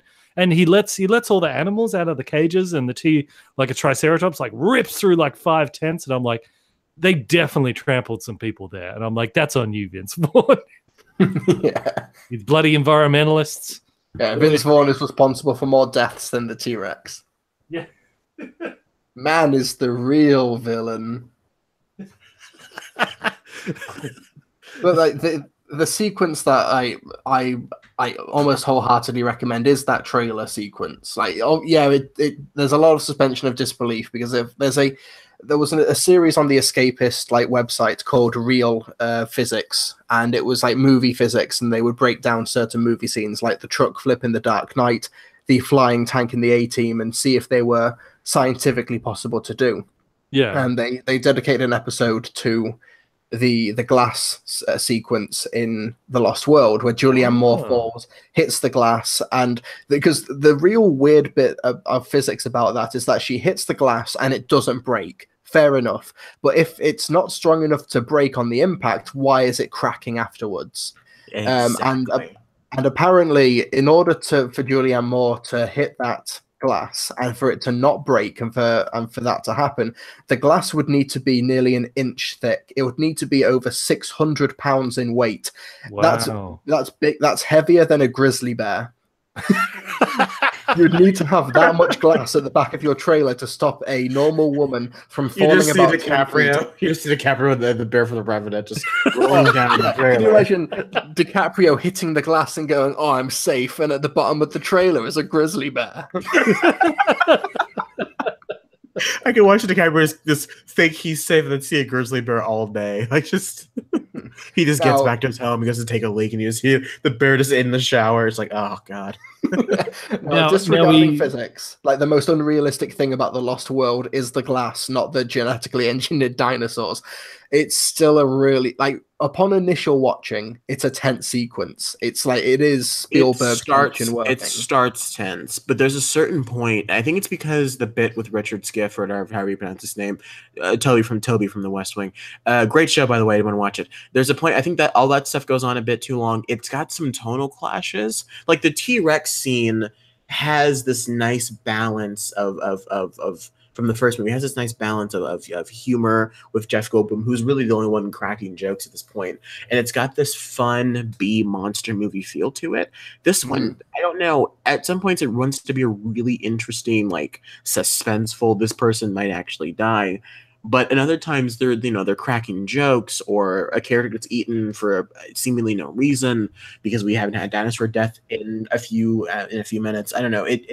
Something about this sequence really just, it did nothing about it really played off me. It's a cool shot, the shot of the cameras looking up the trailer through the glass, and we see her hand crack, and it's one of the more famous shots from the movie. But yeah, I don't know. It's because of how iconic that shot is, that before, like years ago, I would think that this was a scene from Jurassic Park, not from its sequel. Yeah. But this is like when I was young and stupid, like very little has changed. But you beat me by 1 second, man. I was in fake laugh hiding real pain. But for the but even Spielberg himself has said that, like, over the course of making this film, like he went into it initially really like excited and wanting to do justice, but over the course of the film he grew really despondent with himself and just like kind of really losing enthusiasm. Well, And maybe that's why in the last 1/3 of the movie he's like, you know what movie I'd really like to direct? Godzilla. Let's do that. Sorry, Trilbee. God, I was trying to do a segue there. Oh no, it's true. It's true though. But for like even just like the ending of the film, because what happens, this is how it's edited together, and I'll explain why it's like that. So the boat crashes into the dock at the end, and they go to San Diego to drop off the T-Rex. The boat crashes into the docks, and people investigate the boat, and they discover like the crew is everywhere. The crew is dead, including there's a severed hand on their steering wheel. And you're thinking, okay, did the T-Rex escape, eat the crew, leave a hand in that room that the T-Rex can't fit in and clean up after itself, and then lock itself back into the inside the ship? Yeah. What happened apparently is that in a deleted scene, the Velociraptors escaped and ate the crew, but they edited that out. So all of a sudden, the crew just arrive at the dock and they're dead with no explanation. And it's like, that's a pretty big detail. And if you're gonna have the crew, if you don't have the Velociraptors eating the crew or have the explanation in there, then you don't have the aftermath scenes. You cut them out. So it just feels like the film's on autopilot. It just wants cool, iconic, grisly shots, but it doesn't want to work up to them. Okay, yeah, because I assumed what happened because the button that's holding the T-Rex in, the dead guy, his hand is still clamped on it. I assumed what happened is they mentioned that the tranquilizer that hit the T-Rex put it in a coma, so they gave it an injection to wake it up, but they gave it too much and it woke right up. And so presumably then it burst out.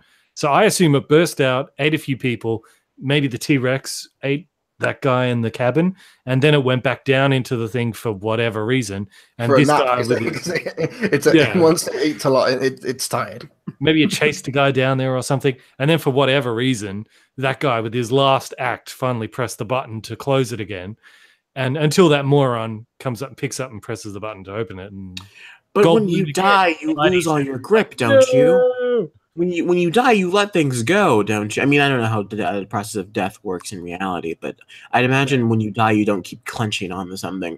No, and even if the T-Rex, you don't. Your bowels just exit once you die, so you definitely don't clench onto things. Even when you die, or excuse me, even when if the T-Rex got up into the cabin, how big is that cabin?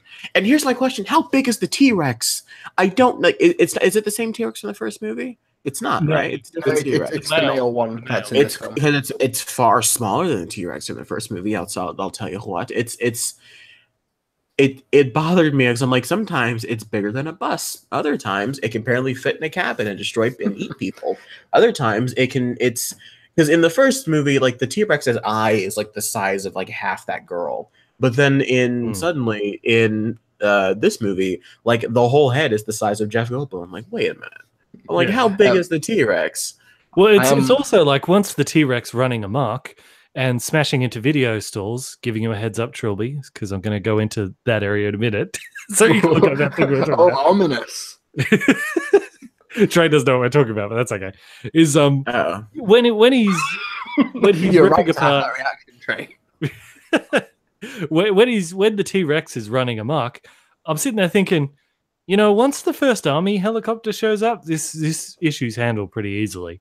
Yeah, because I mean, he's not Godzilla. You know, he's not armor. He's not bulletproof. It's a lizard, and they have bullets. That's right. It's a nice combination. Yeah, just one bazooka, you know, a big enough gun mounted on a helicopter, and he's done. Machete. I mean, pretty much anything that can cut through it. Just imagine, like, if there was a massive. Can you imagine if this was the Pacific Rim universe? They'd be like, oh, a T-Rex has come out. Send the 500-foot tall Jaeger. And then the giant Pacific Rim monster robot comes in, just stomps on it, it's dead, but there's so much collateral damage. Yeah, like the buildings are on fire, like just San Diego just in ashes, and the guy's like, "We did it, we saved the day." And then, like, what was the T-Rex? Just this paste of the floor. It's like in Team America, we've saved the country. The terrorists are gone, and there's just ruins everywhere. And now this brings us to the most interesting part of the movie, which is they see a Blockbuster video store. Yeah. Which young folks, Blockbuster Video, this was a place long before Netflix where people would actually have to go there and rent physical discs. Isn't that amazing? Because I grew up going to Blockbuster. Like I think I'm the last. Like we got 6-year-olds listening to this show, in which case I apologize. and you see, they've got right before the bus crashes into it, they got fake movie trailers. You got King Lear, William Shakespeare's King Lear, starring Arnold Schwarzenegger, and over on the other side, Robin Williams' Jack and the Bean. I don't think it says Beanstalk, but it's got an S on the end. Jack and the Beanstalks, but it's only one beanstalk, isn't it? No, maybe with Hollywood, you got a yeah. Oh well, it looks like something Robin Williams would actually do. But for King Lear, Arnold Schwarzenegger's King Lear, I was talking to Trilbee. You remember, Trey, a while back when Trey read when we found Star Wars written in that ye old kind of English? Yes. And Trilbee read it. Well, now Trilbee is going to treat us to some King Lear read as Arnold Schwarzenegger. Take it away, Trilbee. Oh my god. Forgive my Arnold Schwarzenegger impression. It's no good. No, go ahead. The weight of this sad time we must obey. Speak what we feel and not what we ought to say. The oldest hath borne most. We that are young shall never so see much nor live so long. Yes. I should animate that into a movie. Was it the worst thing ever, or was it the worst thing ever? Give us some more spoken in jest. Yeah, go on. Give me some more. I want to animate something out of this. My throat's hurting because I'm no good at this. I'm just going for deep voice. It's all that soy. That is the question. It is noble to love, I know not. There's my Schwarzenegger reading. I believe that's Hamlet. That is. Oh, let me kiss that hand. Let me wipe it first. It smells of mortality. Men must endure. Their going hence come, even as their coming hither. Ripeness is all. Is that was that Macbeth? That sounds like Macbeth. This is all King Lear. It's all King Lear. Oh, nothing can come of nothing. This summer is King Lear. When the mind is free, the body's delicate. It's like the Transformer themes in the background. Oh, thank you, Trilbee. You're a good sport. This actually sounds like an Arnold Schwarzenegger line. You are not worth the dust which the rude wind blows in your face. Ooh, that's a good one. Okay, right, still. Let me not be mad. Not mad, sweet heaven. Keep me in temper. I would not be mad. Like I said, these are all King Lear quotes. So are we just done with the Lost World? Are we just Yes, we're pretty much done with Lost World. Are we done with Jurassic Park until Fallen Kingdom comes out? Can we just be done with it for then? I really don't want to sit through Jurassic World again. I'm not doing it. Don't be a grouch, Trey. It sucks. It's maybe the worst of the 4. And maybe the new one will surprise you. Oh no, I'm excited for the new one. I'm talking about the first Jurassic World. I'm excited for the new one. I like the director that's making it, so I'll be seeing that. But I do not want to sit through that first Colin Trevorrow Jurassic World movie ever again. You can't make. Is there going to be another like 9 or 10-year-old in the film? Because if there is, I want him to die. I think he's like 16. He's like an intern or something. The best comment I've seen so far comes from You Versus Me, who says, Trilbee hopes there were some children on the ship that didn't make it.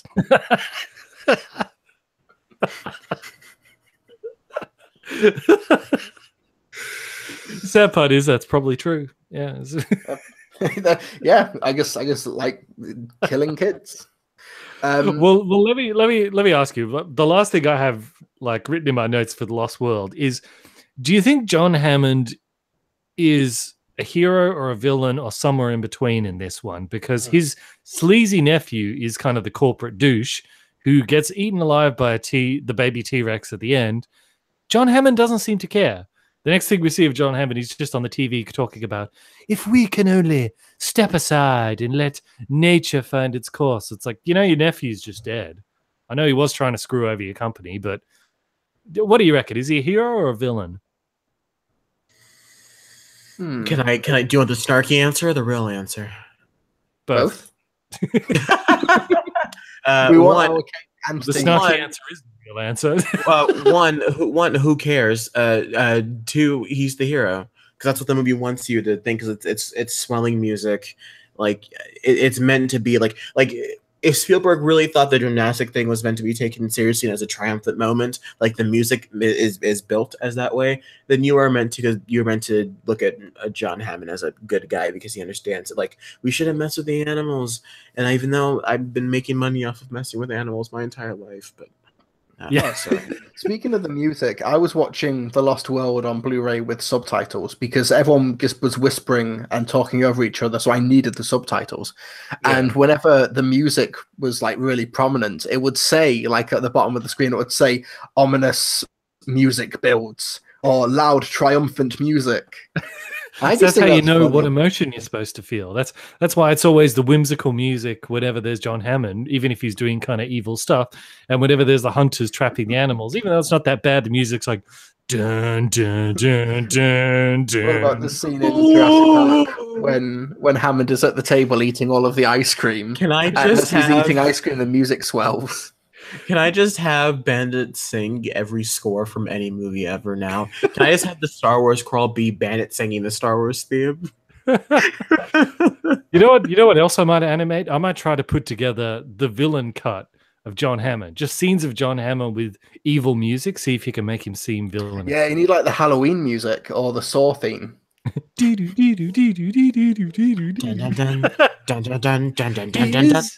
know the Saw theme. People are dying. Jeff Goldblum, he has a good bit a good line at the beginning, which I'll have to use that, where he says, "If you want to put your name on something, fine, but stop putting it on other people's tombstones, John." That'll work well with the villain trailer. A Jurassic Park trailer, but John Hammond is the villain. I bet that already exists. I do not doubt for 1 second that that's I spared no expense. Oh, you know what? The villain cut. You could take that scene where in Jurassic Park where his nephews run up, your niece and nephew, and he's like, "Kids."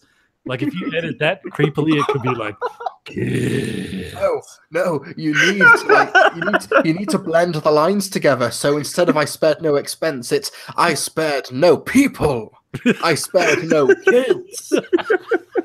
Kids are dying." So we are the late Richard Attenborough. Just I'll take that shout in the phone where he's like, "Grant!" I'll put that somewhere, you know. Oh my god! Life finds dying.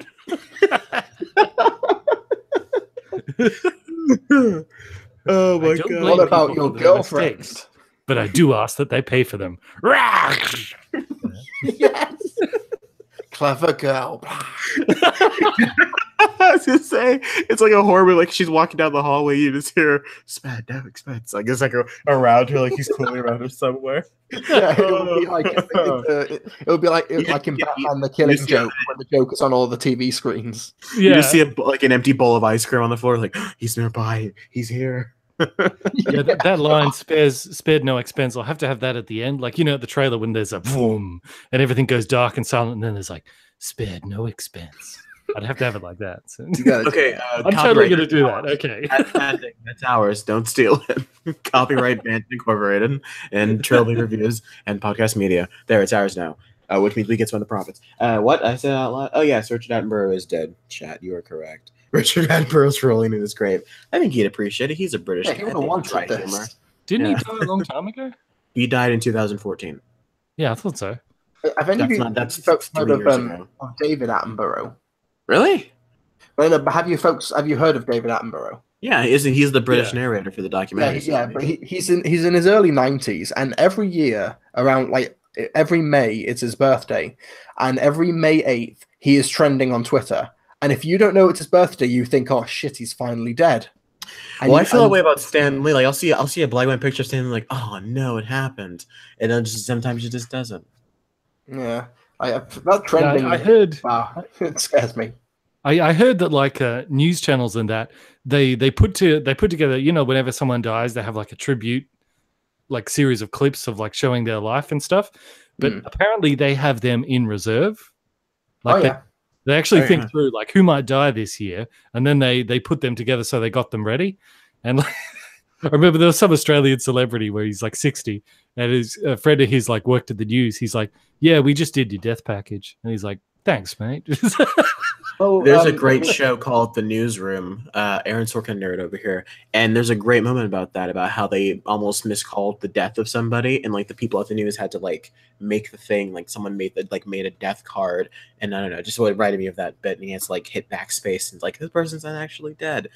Yeah. So what did it take a turn it serious, of course. Well, how's this for like a biopic idea? There was in the 19th century, there was Alfred Nobel, he was the inventor of the dynamite and the cannon, and he was one day just reading his own obituary because the newspapers reported his death, and he was reading his own legacy, and he was called the Merchant of Death, and he decided this should not be my legacy, so he changed and reformed his life to promoting peace and prosperity, and he started the Nobel Peace Prize. So like that's one issue when you have these obituaries that go when people are not actually dead, but it can actually inspire something kind of interesting. That should be a movie. Yeah, Lynn Star in the chat just said, I'll start collecting clips from Bandits videos. Thanks, mate. If I die, do not interview Captain JJB about what a great guy I was. Oh, okay. All right. Stay on target. Stay on target. So I just sent you guys the list of questions I've been collecting in Skype in case I drop out again. We can continue. So listener questions. Did you guys want to wrap up final thoughts or something with Lost World, or we're pretty much good? It sucks. Yeah, that conversation is extinct. It's boring. Yeah. Pete Postlethwaite's pretty cool. Oh, sorry, yeah, it's like watching grass grow, but every time you think it's gonna grow, someone snips it, and you're like, "Well, I guess I'm watching grass grow from the beginning again." But it's not as bad as the third one. Come on, the third one's like an hour and a half. It's fun, it's funny, it's dumb, and it's ridiculous. Yeah. But it's better in a bird cage for Jurassic Park 3. The big bird cage, yeah. The Lost World, math is better. All right. Everyone in the chat, I've collected a lot of the questions we have until now. If you got any new ones, whack them in. And yes, Trey, I know you don't want to do all of them because otherwise we'll be up till like really, really late. But that's cool. I don't mind doing all of them. Like if you guys got to go, like we can handle. Do we have any super chats? I don't know. I never have to go, Bandit. I just think that sometimes people ask like 18,000 questions, and I don't think it's necessarily right to focus on one particular person when we have so many of our audience. That's particularly why I don't agree in reading every single question, but that's just me. If you want to read every single question, I will be here for that. Do you want to start with the questions? Yeah, I'm just checking if we got any super chats. I've not seen any. Well, I sent you guys on Skype the questions. You can read the first one while I'm doing this if you like. Yes, right. The first one doesn't have a name here. So we'll jump to the next one here. From Blue Box Blue. What do you think of the Blade Runner films? P.S. Thoughts on the Holy Grail. Love you all. Thank you very much. We care for you guys very much too. I think Blade Runner 1's like a cinematic classic. Obviously, it's not the best movie of all time, but it's very good. I think 2049 might be even better, and the Holy Grail is hilarious. It is the rabbit. What about you, Trilbee? Yeah, Blade Runner. I really like the production, and I like the replicant subplot. The rest of it, I'm really not a big fan of. Harrison Ford, I don't think's that good in the movie. Decker is a terrible Blade Runner. He's really, really bad at his one job. But Blade Runner 2049 is a terrific sequel. I really enjoyed it, with the exception of when Decker comes back and says, I used to be like you, I was a Blade Runner, and I was damn good at it. And that actually made me laugh because he's really bad at his job. Yeah, Roger Deakins' cinematography is amazing. Oh the my music, God. Yes. And I think 2049 would have been better if it was just its own standalone story in the Blade Runner universe and didn't tie so heavily to the first film. But that's my opinion. But and for Holy Grail, it's one of the best comedies I've ever watched. Like that, it's okay. I'll bite your legs off. Come on, man. But funny, I don't know if I've mentioned this on the podcast before, but there was a 40th anniversary screening of the Holy Grail recently, and my local cinema was showing it, and my fiance had never seen it before, so I said, "Oh, come along! It's one of my favorite comedies. You'll love it." We go watch the movie. About 5-10 minutes in, she turns to me and she says, "This is boring. I'm not a fan of this." I'm like, "Oh, okay. Well, I'm not going because I really love the film and I'm selfish." I love it. I'm not leaving. So I'm not leaving. So, and then a couple of minutes later, I start hearing like a hissing sound. I'm like, "What is that?" And then I look to my left, and she's got headphones in and she's listening to her iPod while the movie's on. Like, to be fair, phones are on. I ask her, "Can you just put the sound down a little bit because your headphones are quite loud?" I put up with it. I have not yet filed for divorce. Yeah, I was gonna say you must. God, Joe, I told you this when you first told the story. You must really love that girl because I'll be honest with you, that's a deal breaker for me. The thought of her doing that infuriates me so much. I can no, absolutely not. She really likes Life at Brian. She's more into Life at Brian, and I'm more into Holy Grail. The comments are commenting on my sexuality. I'm gonna tell you what. I'll leave it anonymous just to make people speculate even more. Yeah, I saw that. Yeah. Wait, what did I miss? Pansexual trait. There you go. Read the comments, Joey. People are starting to speculate. People always do this. Every few years, it comes back around. Kids did it in middle school too. I'm not. But when it says Trey's not gay, he's mentioned before he has a girlfriend. Followed by, as always, it's followed by could be by. I try to specify that I don't have a girlfriend anymore, but tell you what, that add more to the speculation. Yeah, so take that off my wiki page. Really, you don't have a girlfriend anymore? Is that after? Because you said how awkward it was watching Get Out with their parents. Did Get Out end your relationship, Trey? No. Did you get out of the relationship after that? Did you survive the brain transplant surgery? Did they offer you tea or something? And they stirred it really slowly? No, I will not talk about the details of my relationship. Were you invited to a family get-together and you said, "Oh, it's so good to see another brother here"? And then instead of fist bumping, he shook your hand? Then he kind of freaked out when you took a photo? Yeah. Anyway. All right, let's move on. Wait, sorry. In the chat, Movies by Angel says, "Didn't Bandit leave a date because she didn't care for Superman?" Yes, that's a real thing that happened. That sounds familiar, doesn't it? Yeah. Did I? I can't remember. You told that story. I remember that story. Yeah. That's so weird. I can't remember that.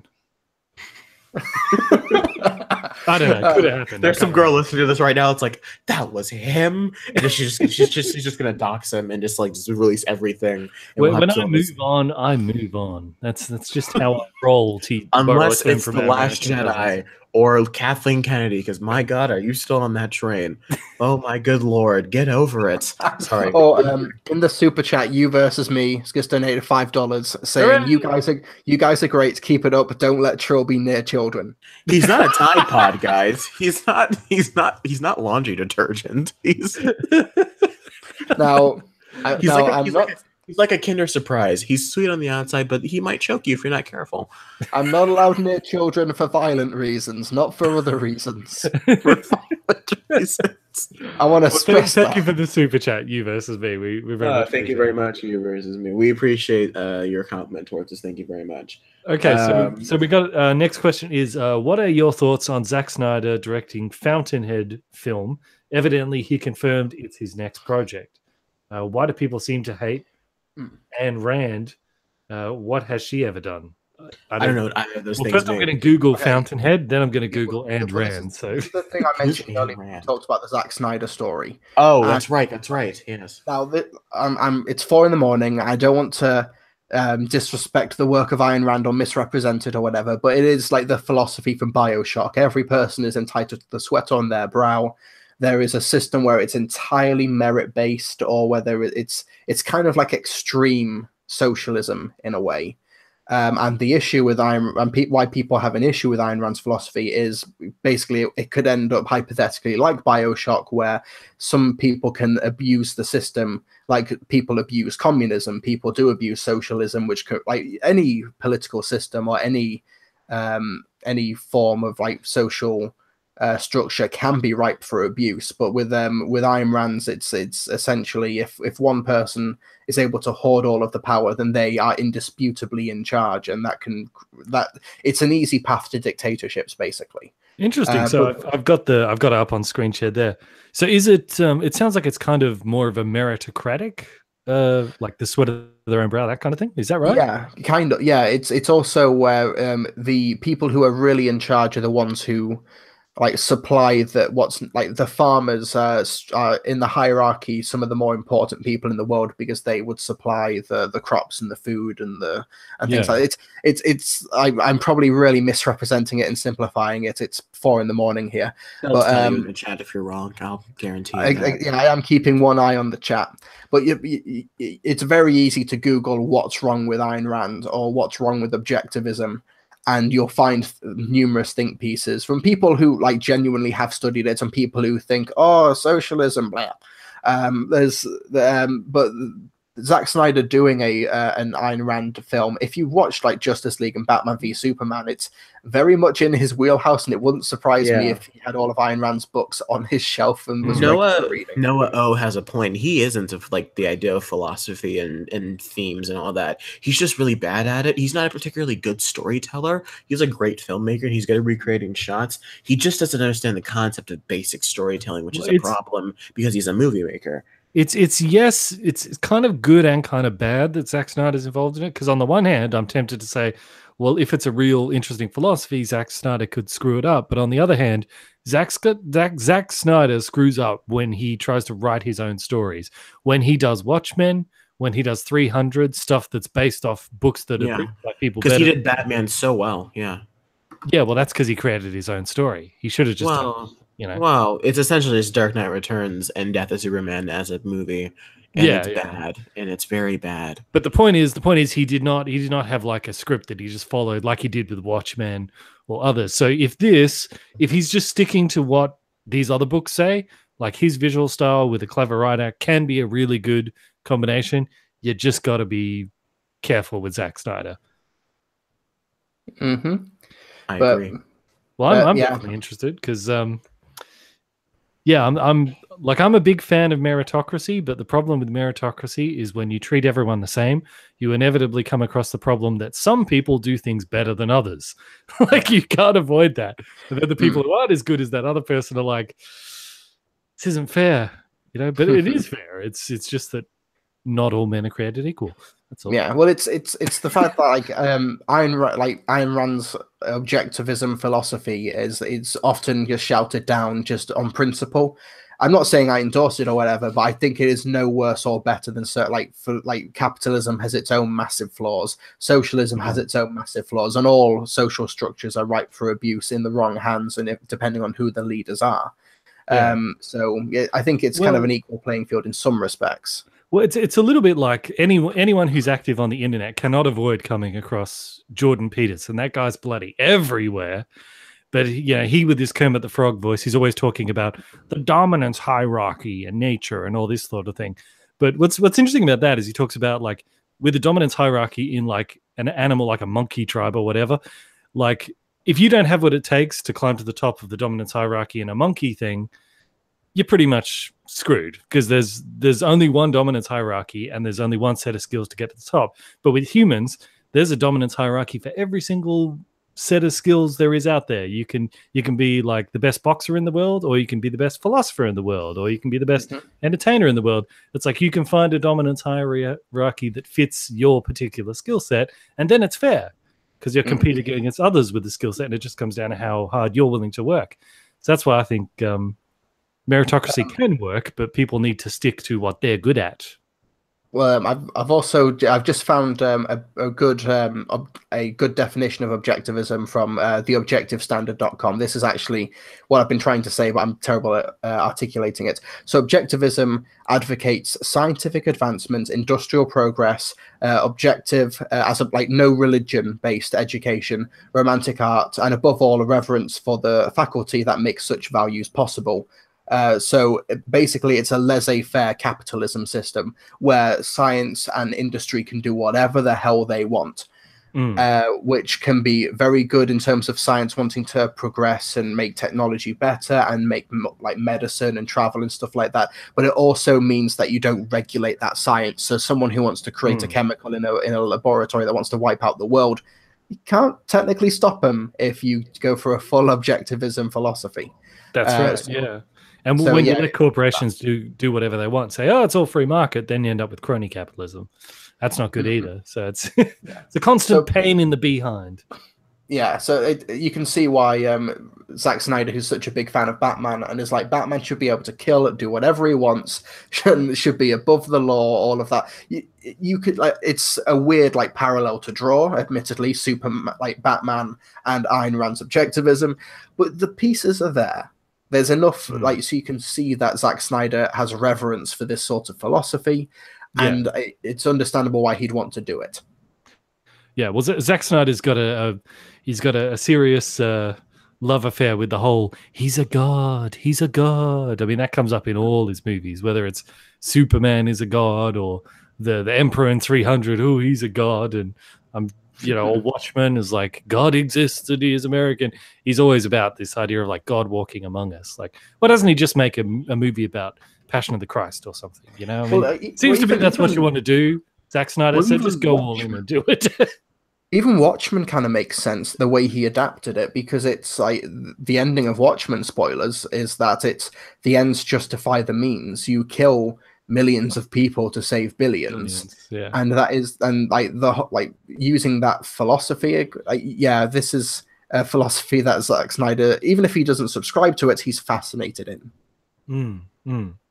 I can't claim to speak for his own beliefs, but hey. Super chat from Desman721 sent us $5. Said, very enjoyable listening to you folks. Tons of fun and laughs. Also, tell my cousin I say Superman makes me vomit. He didn't send $5. He sent $4.99. Yeah, but round up, which is hilarious if you know him, which I do. That is my cousin who will remain nameless, but he's listening to the show. And also, you're the cousin he's talking about. Yes, he's my cousin. I was going to say, do I have a long lost cousin? Hi, Des. Nice to meet you on the super chat of a live stream. He has a serious hatred of Superman, so it's really funny hearing you talk about him. He hates Superman. Thank you very much for listening. And thank you for the donation. And he purposefully... Thank you, Dre's cousin. Yes. God, $4.99. What a dude. Oh, okay. Thank you. God. I know he did that on purpose. I just know he did. Thank you all the same. So, yes, Zack Snyder making the Fountainhead sounds interesting. I'll be looking forward to seeing it, certainly. Mm-hmm. But yeah. Next question is... From Diego Gonzalez says, what is your favorite Infinity Stone? Mine is the red one. Mine would be the Space Stone, where you can just teleport everywhere, because when people ask me what superpower would you want, that's the one I'd want. That's better than all other ones. Teleportation, best superpower you can have. How about you guys? What do you reckon? My superpower would be luck. After Deadpool 2, can I just have luck as a power? Domino. I'm so down for that. Yeah. Mine would be the time stone. Reality stone for luck, I guess. I'd use the time stone. So, for example, if I'm podcasting and I make a mistake, I can be like, "Oh, go back 10 seconds and not say the mistake," and then the chat won't correct me. You'd use the time stone as like a Control Z for real life. Yeah, exactly. Control Z. Undo. I kind of want the Soul Stone just so I can throw people off cliffs and get rocks for it. That's a weird thing to say, I know, but that's what happens.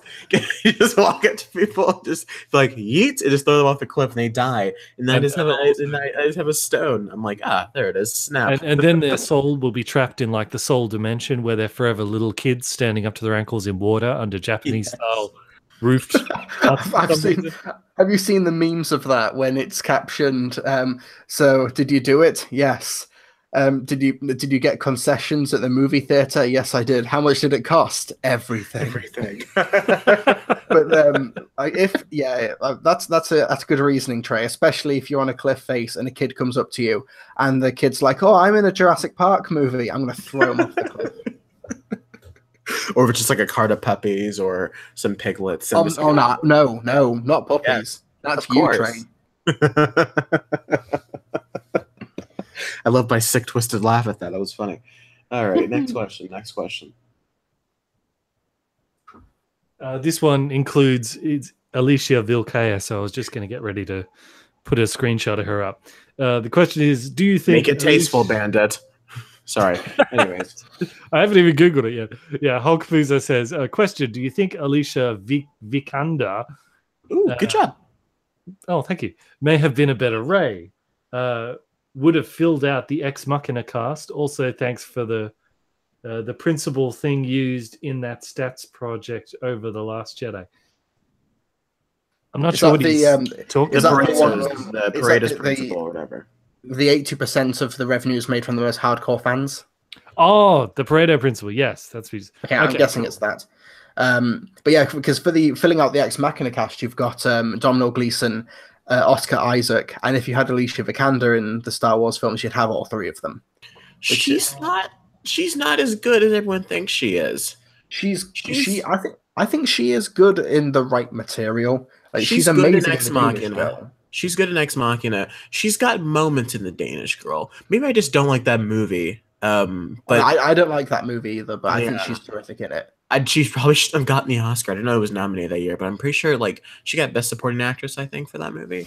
Yes, she did. She's awful in Jason Bourne, but then again, everyone was bad in that movie. But I've seen her in 4 or 5 things, and I've only liked her in one of them, and that's Ex Machina. Screenshot. I didn't know she was Tomb Raider. Yeah, she's actually pretty good. I didn't know that. Yeah, she's actually pretty good in Tomb Raider for what it's worth. In terms of all these kind of that's her. Yeah. Would she have been a better Rey? We don't know. Probably. Rey's not that. I think there's something to be said about casting an unknown for a role like Rey.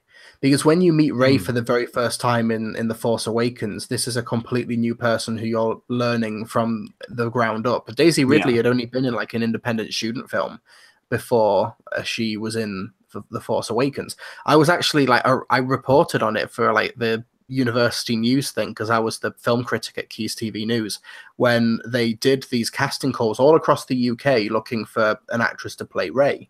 And I attended, I went to the open auditions, I reported on them and spoke to the casting director who was there. Because we had no idea who they were looking for, what the role would be or anything like that. It was a complete blank slate. It was media silence.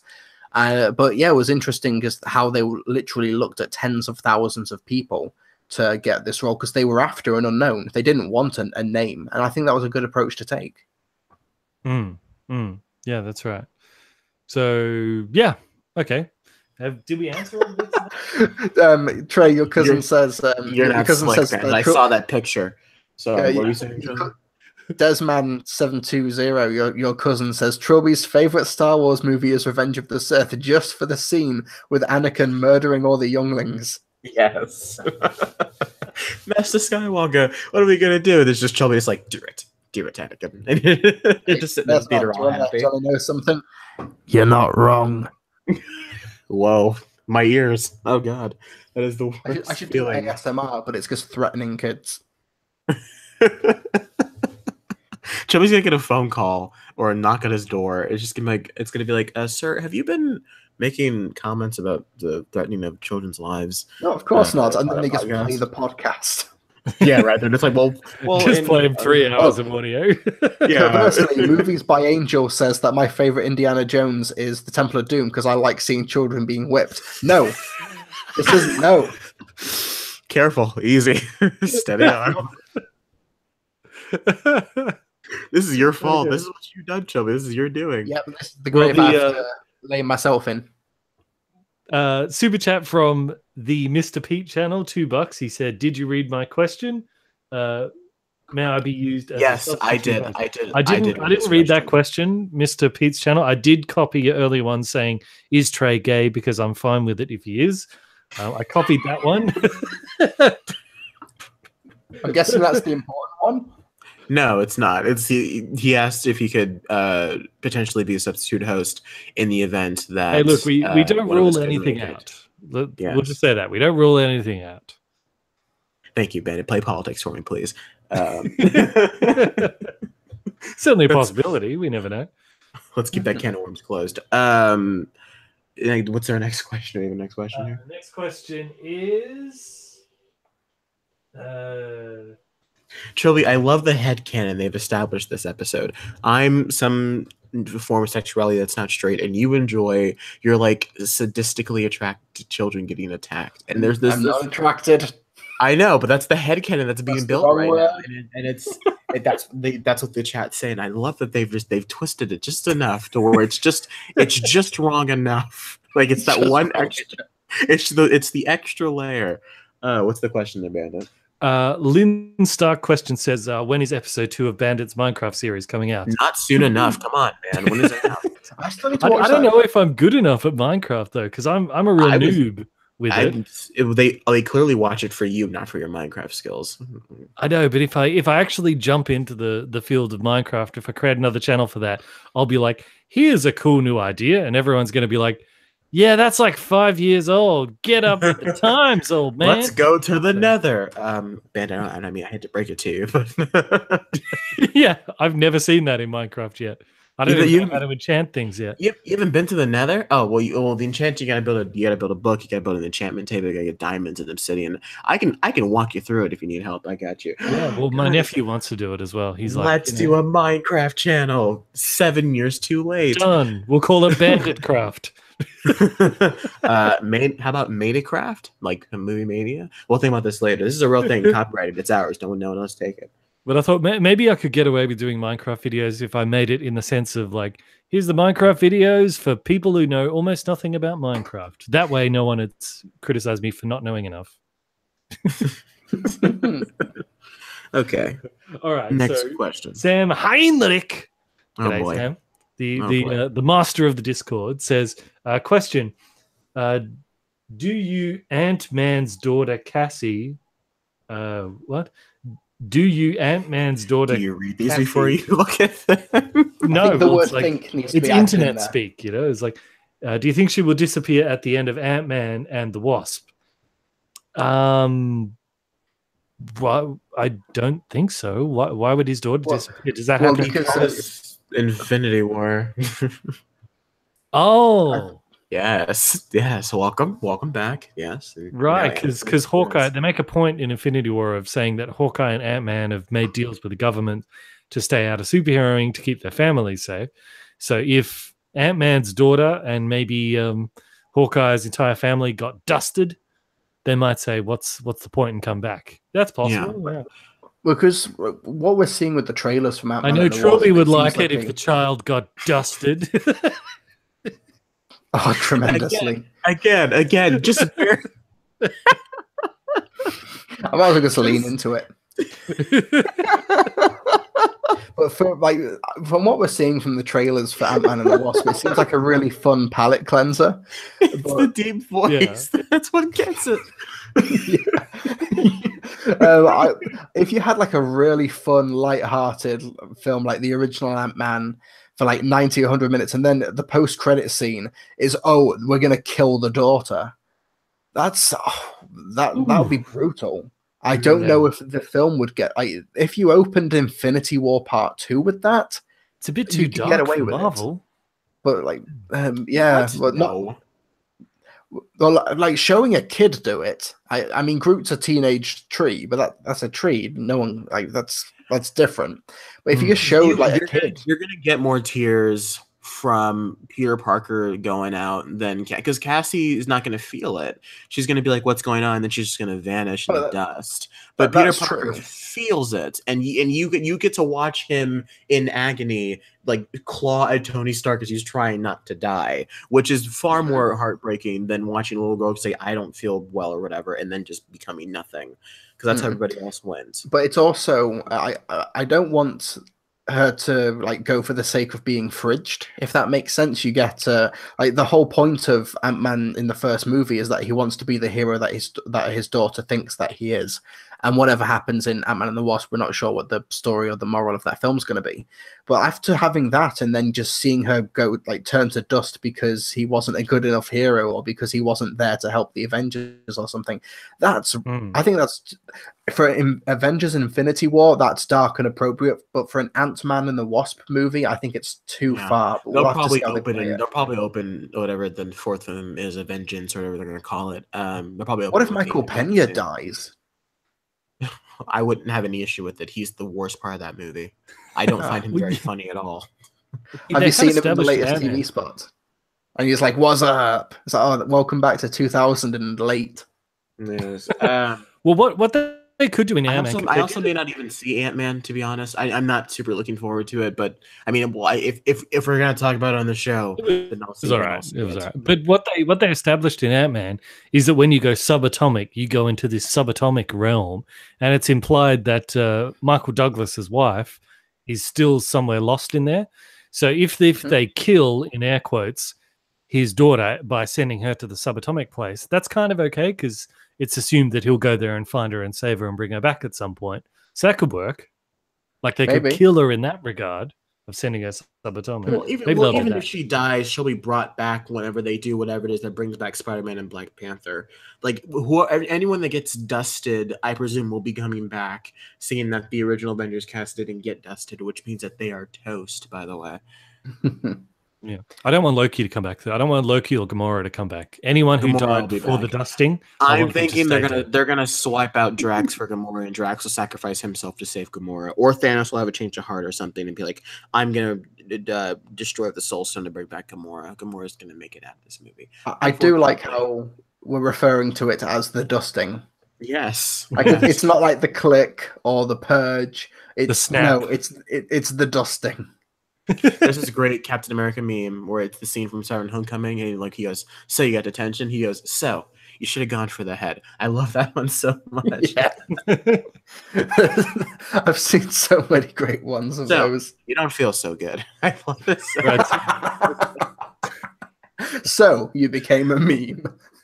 Yeah. Okay, so Matthew, you just see those memes. Sorry, you were saying? Matthew Mann asked the question: which would you prefer out of the valuable artifacts? Gold, silver, diamonds, crystals, coppers, bronze, or platinum? I'm not sure if he's talking about in Minecraft, or in real life. But in real life, I want gold. I want coppers and bronze because I don't have those Pokemon games yet. I've got the rest of them.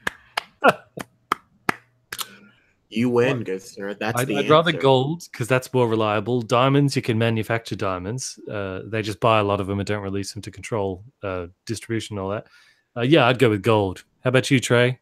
You feeling silver? You feeling it? It was titanium an option. I'll take titanium. It wasn't. What about platinums? That probably covers titanium, doesn't it?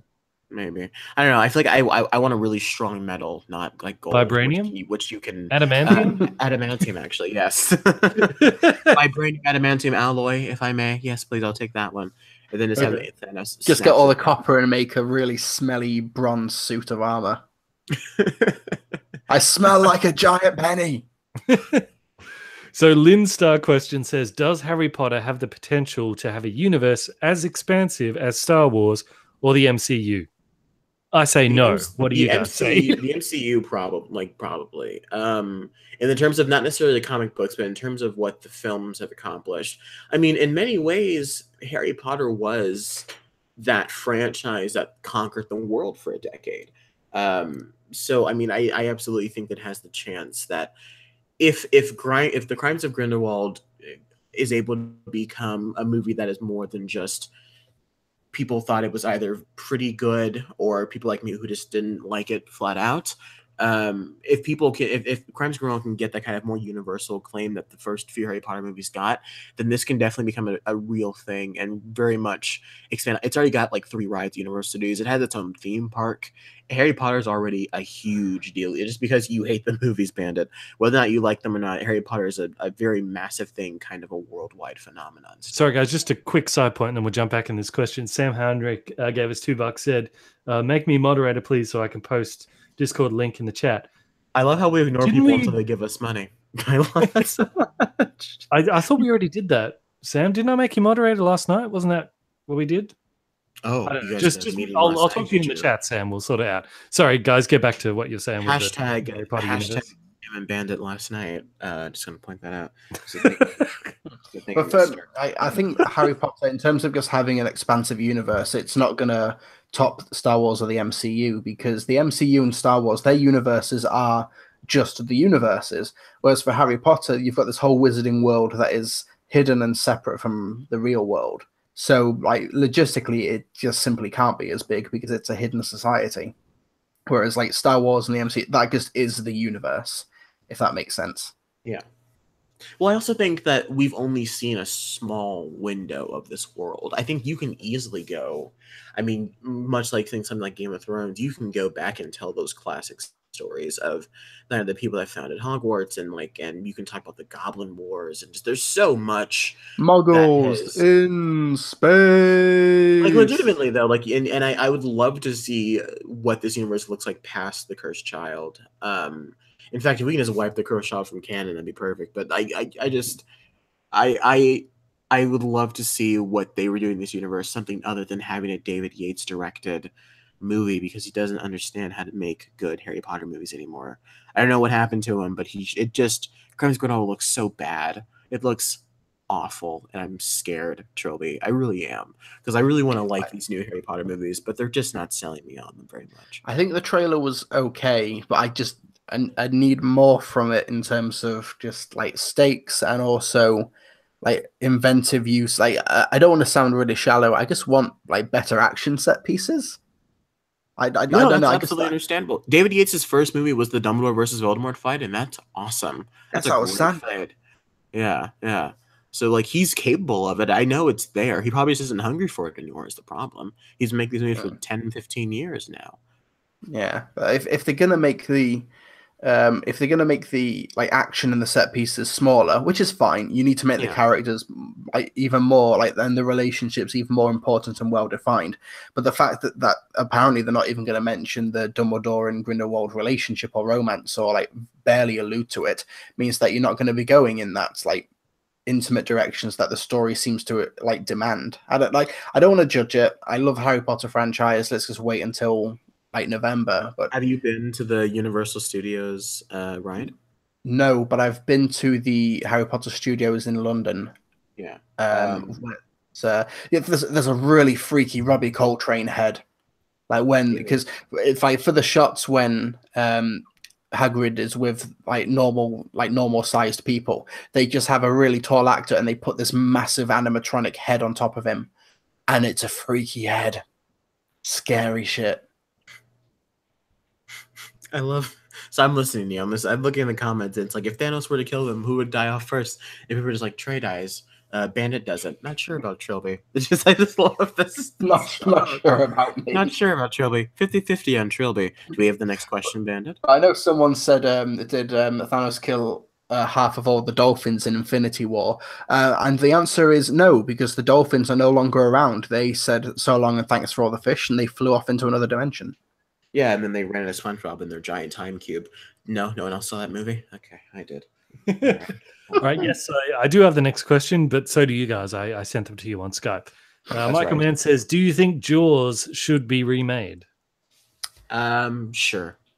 No. Sure. I mean, it's not going to ruin the original Jaws. If anything, if it sucks, it'll make the old Jaws better. There's just... my thing on remakes, there's nothing that a remake can do that can soil what was done originally. I mean, it's a matter of the original Jaws is one of those classic great films that them trying to do it again is not going to be a problem. Yeah, it just seems like making a remake of Jaws, because the reason you remake something apart from money is like advanced technology and advances in storytelling, but it seems that approach is so antithetical to what makes the original Jaws so great, because they out of necessity is the mother of invention, and Bruce the shark would not work, couldn't function, kept sinking. And as a result, they had to shoot the entire film around this prop that just didn't work, and they made a terrific movie about it. But if you wanted to make a remake, you'd have to maybe show the shark more. The technology would be better. And fundamentally, you're approaching the film in a very different way. I would like to see a Jaws continuation. I'd like to see it. I'd like to see a movie set in this universe again. I'd like to return to this world. And if they can keep it in the aesthetic, kind of like how the Conjuring movies are filmed, like they're set in the 70s, with the exception of them being shot on digital. I would like something more attuned to that. Not necessarily a modern, like, let's do the Meg, but would make the Jaws, make the shark smaller. I'd like to see something like in the vein of something like Jurassic World, where we're gonna not count Jaws 2 through Revenge and just have Jaws colon something else be the follow-up, and I kind of enjoy that. Well, Jaws is a unique example because I think even though I don't know which studio owns it, is it Universal? I'm not sure, but I'm relatively sure that even throughout the several boardroom meetings and the several pitches, that Jaws, a remake of Jaws, rarely comes up, because what you need is just that Jaws isn't just an iconic film; it has spawned an iconic subgenre of movies. Yeah. Like, you don't remake Dawn of the Dead, you just make another zombie film. You don't remake Jaws, you just make a shark movie. And you're still capitalizing on Jaws, you just don't use the name. The Shallows, which is a pretty great film, I think. Nobody likes it. I really do. And I understand that it's not particularly very plausible. It's pretty dumb, but my God, if it's not fantastic. Like Lively versus a shark for 90 minutes. It's pretty damn good. The Jurassic World Fallen Kingdom has stolen a shot from The Shallows where the shark is in the wave, faintly behind Blake Lively as she's surfing. Yeah. And in one of the trailers for Fallen Kingdom, you see a dinosaur shark, I don't know the species name, in a wave. It's like, oh, you've stolen that shot, J.A. Bayona. I think that's the director. But as opposed to, say, like remaking Back to the Future, where you would have to use those characters or use the DeLorean and these aspects, Jaws is its own, has spawned a subgenre of shark movies. Well, so to capitalize on that, you don't need the name. Well, I think you're right. You don't need the name. But I guess there'd be something like Back to the Future, something like Jaws is. With Back to the Future, that's a specific very much idea of what Back to the Future is. You've got it's about these guys that get in a DeLorean and they go on this wild adventure. But with Jaws, it's far more about it's a character piece about Chief Brody and how he has to deal with the idea of people dying around him and whether or not he's good enough for this. And the foil that he has to face is the shark.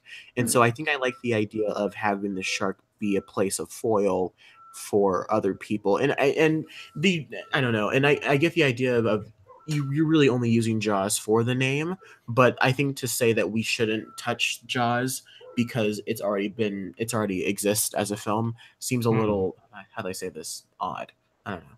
And it's like, if you're going to remake something, it's like you either have to do it in a new kind of way, and how many different ways are there to do people getting eaten by sharks, or you need to do it better than the last one, which you can't do with Jaws. So no, you probably shouldn't remake it, which means they probably will remake it at some point. People are saying in the chat that they should do a Jaws prequel with Quint on the Indianapolis sinking. But once again, you don't need the Jaws name for that because that's an actual event that really happened. And they did it with Nicolas Cage, and it's very dumb. I've heard it's terrible. I've seen the trailer. It's awful. Yeah, so like you just make a biopic based around that event. You don't need, like, once again, you don't need Quint. Like, you could maybe have a reference, like just a throwaway fun line as an Easter egg, but because that's an actual event that happens, then you can just make that biopic essentially. Actually, you know what? I'm going to change my mind. Remake if it includes that. Yes, I'd like to see Quint, a movie about the story he tells them about the sinking of the Navy ship and how he's stuck in the water and sharks are ripping each other apart all around him. Like, that seems like a really great. Have you seen Unbroken? That's the best part of that movie is when they're stuck in the ocean after they are fighting World War II. Yeah. All right, cool, awesome. And now You Versus Me says, what is the speed velocity of an unladen swallow? Well, it depends if it's an African or a European swallow, and it depends if it's carrying a coconut or not. What do you reckon? We're talking about the bird, yes. We're talking about the bird. Yes. You have no idea what that's a reference to, do you, Trey? No, I don't. Shame. Trilbee, you know what I'm talking about, right? Yeah, well, you've said the answer. It's redundant for me to say anything else. Well, you could go into some of the John Cleese insults. Your mother was a hamster, and your father smelled of elderberries. I farted your general direction. Let me just get something really quickly. Just 2 seconds. I'll go in webcam for the Hangouts. 2 secs. Okay. Should I put a shirt on? Okay. Excuse me. Give me 1 second, please. If we're gonna go on webcam for this, I try to get my robe. Okay, I'm back. Keep it clean, Trilbee. I know it's clean. 1 second. Turn camera on. Can you see me? Yep, we can see you. Okay, yeah, it's like 5 in the morning. I apologize. I look disheveled. This is got a Doctor Who poster. Of course you do. Of course you do. Yeah, this is a Monty Python and the Holy Grail alcohol that was bought by my fiance who watched the film through a pair of iPod earphones. Yeah, Holy Grail Golden Ale. Oh wow, that's good. And if I can get the bottle out, I think I kept the bottle. Can't get it out. There we go. Ooh, oh, sorry, I shouldn't keep talking. It keeps. Don't drink that until your wedding. Okay, just keep that. Actually, I bought golden ale tempered over burning witches. But yeah, I've already drank it. I'm just keeping the bottle because I'm nostalgic for it. So yeah, I'm not going to drink it live. I already drank it. I love the one guy that's awesome. Clean your closet. Good God, I love that one guy. Oh, there's always one of them. So it's pale ale, is it? Yes, and it says a light golden beer with a fresh, zesty taste and a long, crisp, bitter finish goes beautifully with Spam, albatross, or battered herring. Is that your alcohol of choice? Is it, or is it just the one that happens to be for that? It just happens to be that, but I'm kind of easy with ale or lager or things like I'm kind of easy with that. And the top of it, I don't know if you can read it. It says your mother was a hamster and your father smelt of elderberries. That's great. Mm-hmm. That's wonderful. Yes, I'm going to try and put this, but yeah, I love having a fiance who hates the film, and she knows that I know she hates the film. Yet will buy me that for Christmas anyway. That's great. Well, I'm sorry that I stole the lines from the movies from you. That would have been good.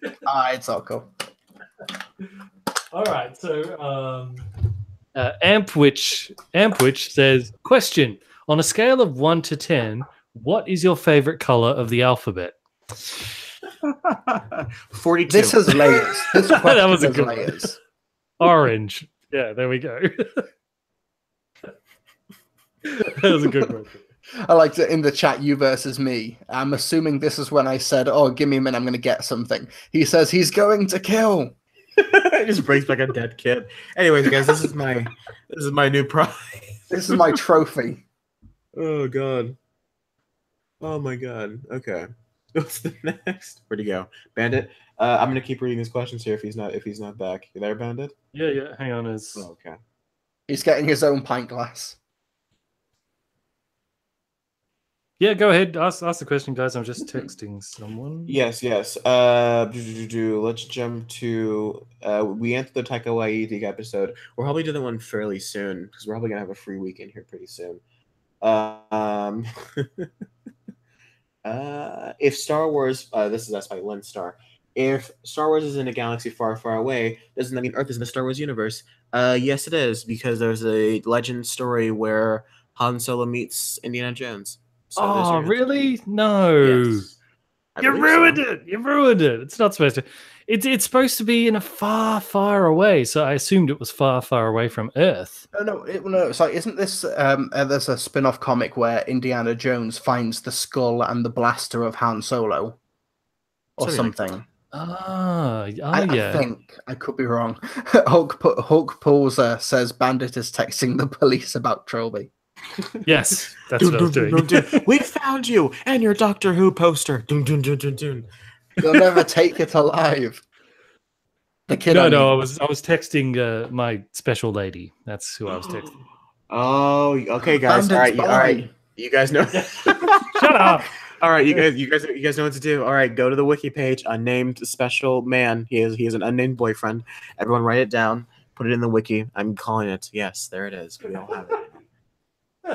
Okay, look. So Matthew Van says, question. I think this is the last question, unless we're getting more. He says, which formations do you prefer? Movies, cartoons, animes, mangas, comic books, graphic novels, traditional novels, books, plays, musicals, television shows, video games, web series, board games. Whew. Oh boy. Okay. I actually think that graphic novels are the superior form of storytelling. Actually, let me correct that. No. Video games are the most superior form of storytelling that there is. Like, there's a number of video games out there now that are video games, but they're kind of more so kind of like those old choose your own adventure novels, where you make a choice and it affects the direction of the story and it steers this way or that way. And I think that is just taking storytelling to a whole new level. It's like a movie, but it's interactive, and usually the stories are really good. And I think it just brings together so many elements. And so I'm going to go with video games. And a lot of video game storylines are actually, frankly, better than some of the stuff that comes out with Hollywood. What do you guys reckon? I think there's this. I don't know. I can't necessarily say I prefer one or the other. I consume more movies than anything. A lot of the books I tend to read these days are nonfiction. Like I'll read a book on filmmaking or storytelling. I'll read like a book on how George Lucas the deal with Disney and how Star Wars conquered the universe, which is a great book, by the way. Oftentimes I'll read a play or I'll watch a play. But in terms of like video games, I think my favorite video game of all time is The Last of Us. I don't play a lot of video games, but I love that game so much. It's like perfection. It's a 10 out of 10 game. I love it. Board games, don't crap on board games because they are exceptional, and I will beat all of you in Monopoly any day of the week. I will challenge the Bandit might beat me in chess because I'm sometimes not very good at chess, but I will definitely beat all of you in Monopoly because I am ruthless. I do not play around. Anyways. Actually, you know what you should try is shogi. I don't know if you ever heard of shogi, but shogi like a is racial slur. No, it's Japanese chess, and it is so cool. It's really cool. It's like when you get, the only difference with that is there's more pieces, and when you get within 3 rows of the other person's, like to the other side of the board, your dude gets an upgrade, and you can also parachute people in. So it's like you can parachute. Like if you take someone else's piece, becomes your piece, but then you can parachute them in like behind their lines and attack them from both sides. It's like 3D chess, man. It's really awesome. The only problem with shogi is it's done with those little tiles with Japanese symbols on them, and unless, of course, you read Japanese, it's very hard to tell which is which. So I mean, that's why if they come out with a shogi set where the pieces are like chess pieces, so you can visually differentiate with them, oh boy, I'll be the first one buying it because shogi is great. Tangent. There's no more questions for us to read. Well, I think the best form that has been sorely omitted from the question is Vines. I think that's the best means of communication and storytelling. We joke, but there are some hilarious Vines out there that my friends. Has anyone played? Has anyone played the board game The Resistance? No, I play Risk. It's like it's a 3-on-3, or like you get 6 players, and two people are spies, and the rest of them are part of the resistance. And the spies have to like bring down the resistance from the inside without letting everybody else know that they are the spies. Really fun, like short strategic game. But in terms of which format is the best, I don't undersell just purely the written word, like in traditional novels and books. It's a really like accessible art form for people to read for the most part, or for people just to make as well. But for me, my favorite is just got to be movies. It's like it's ideal in terms of just a big collaborative effort where you get actors and camera operators and sound engineers and just all of these aspects that come together to make something awesome. It's like an experience people can just sit down and watch it without having to exert themselves too much, unless, apart from mental like thinking and thinking about the themes and everything. For me, it's movies for very lazy reasons. Mm-hmm. Trey, what's your medium? Did you already say? Maybe I wasn't paying attention. I didn't pick. I couldn't think. I mean, movies are the go-to, obviously, but I kind of let that. Board games are fun though. That was the point of my giant spiel. Should we close it off here? I think we should close it. Yes, I'm going to, everyone look in the chat. I'm going to post. Oh, wow, that didn't work very well. These are my favorite moments of the show, guys. When Bandit just sits there, it's like, watch this. And then it's like in Empire with the Millennium Falcon. It just, every time, it's amazing. And yet, We love it so much. We love technology on this channel. Or is it done yet? I'm doing my best to stall here. Here we go. Post. There we go. I went to post in the thing of what topics we're going to do over the next couple of weeks. We're talking The Incredibles next week? Oh, that's right. Oh, I tried to include all the topics we're going to do week by week, but I tried to include the whole list and it couldn't fit. There's like a character limit in there. So Let's that's what we got. Hotel Transylvania 3 and talk about Taika Waititi that episode. Let's do that. Yes. Yeah. Because later on in the month, we got a couple of empty spots. So I was going to say, if people got ideas what we can talk about, we can talk about Taika Waititi. Because of the World Cup for soccer in the UK for football, Ant-Man and the Wasp doesn't get a release until mid-August. It's been delayed for us. And we also don't get a Hotel Transylvania 3 for a bit. So I can either sit out those episodes or we'll think of something else. But next week, it'll be my we'll find a replacement. Yay! Nah, we're just kidding, Trilbee. We love you. Yay. Lock up your kids, folks. Well, last time when people were saying that Trey runs over kittens, I added that to the thumbnail. I'm not adding you to the thumbnail with that. We'll get in trouble. Yeah, we'll get demonetized. There it goes. Yeah, totally. So next week's, folks, we'll be talking about The Incredibles in the lead up to The Incredibles 2. If you're doing The Incredibles, the thumbnail needs to be that soldier, that grunt in grey who's going to shoot Dash, but it's me. I'm going to shoot the kid. Well, I thought your face would go well on Mr. Incredibles. And of course, Trey, you'd have to be Frozone because I'm racist. Yes, I have to be Frozone, yes. I can't be Syndrome, even though he's the coolest guy. Well, I try to alternate it around because, on movie posters, there's always like the main character in the front, and I don't always want to put me in the center, so I try to swap it around, but it's difficult sometimes. Can I be Michael Giacchino for being can I just be composing the music behind the whole thing? Because he's the real star of that movie. It's so good. Guys, I can't wait to talk about this next week. Yeah. That being said, I love Syndro. Syndro is fantastic. Oh, okay. I'm Syndro! And he throws the oil tanker behind him. But if we're doing Incredibles 2 on June 19th, I'll be away for work for that one. So I'm gonna be away for that week, and I'll come back and I feel like the maid. I just cleaned up this mess. Can it keep clean for 10 minutes? Okay. Thank you guys all for listening. Feel free to like and subscribe. You can find me on my channel and my Instagram at Podcast Media, along as my Twitter at Podcast Media. Bandit, where can people find you? People can find me right here on YouTube, on Facebook, Twitter as Bandit Incorporated, or on the new Movie Mania Discord server that with the help of Sam and Jaws, who helped me set it up last night.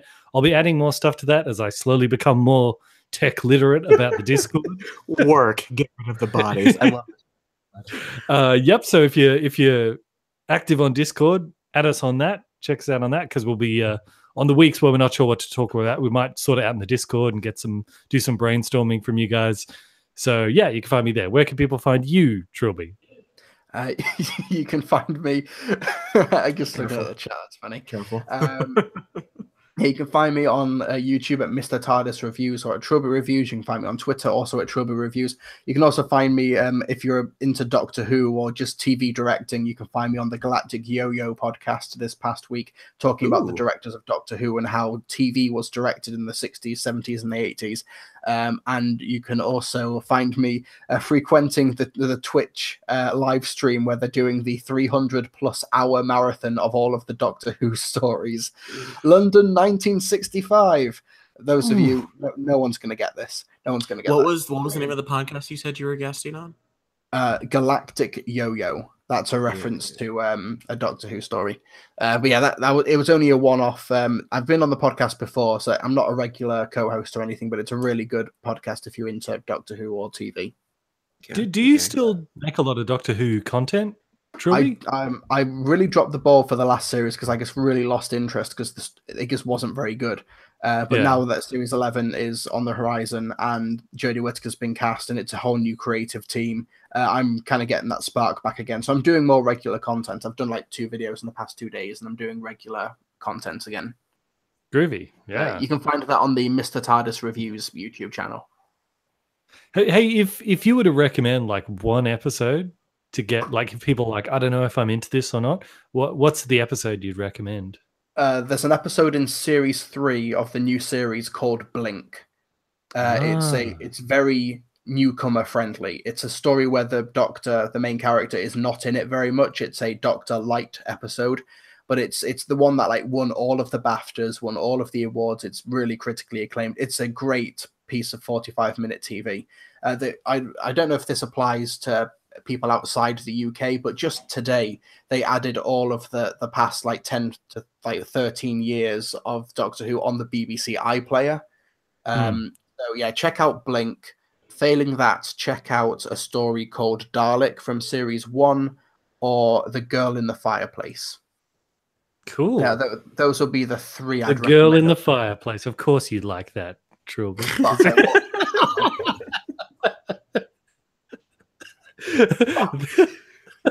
All right. We will catch you all later, our movie maniacs. Goodbye. Bye, everyone. Bye. Killing younglings.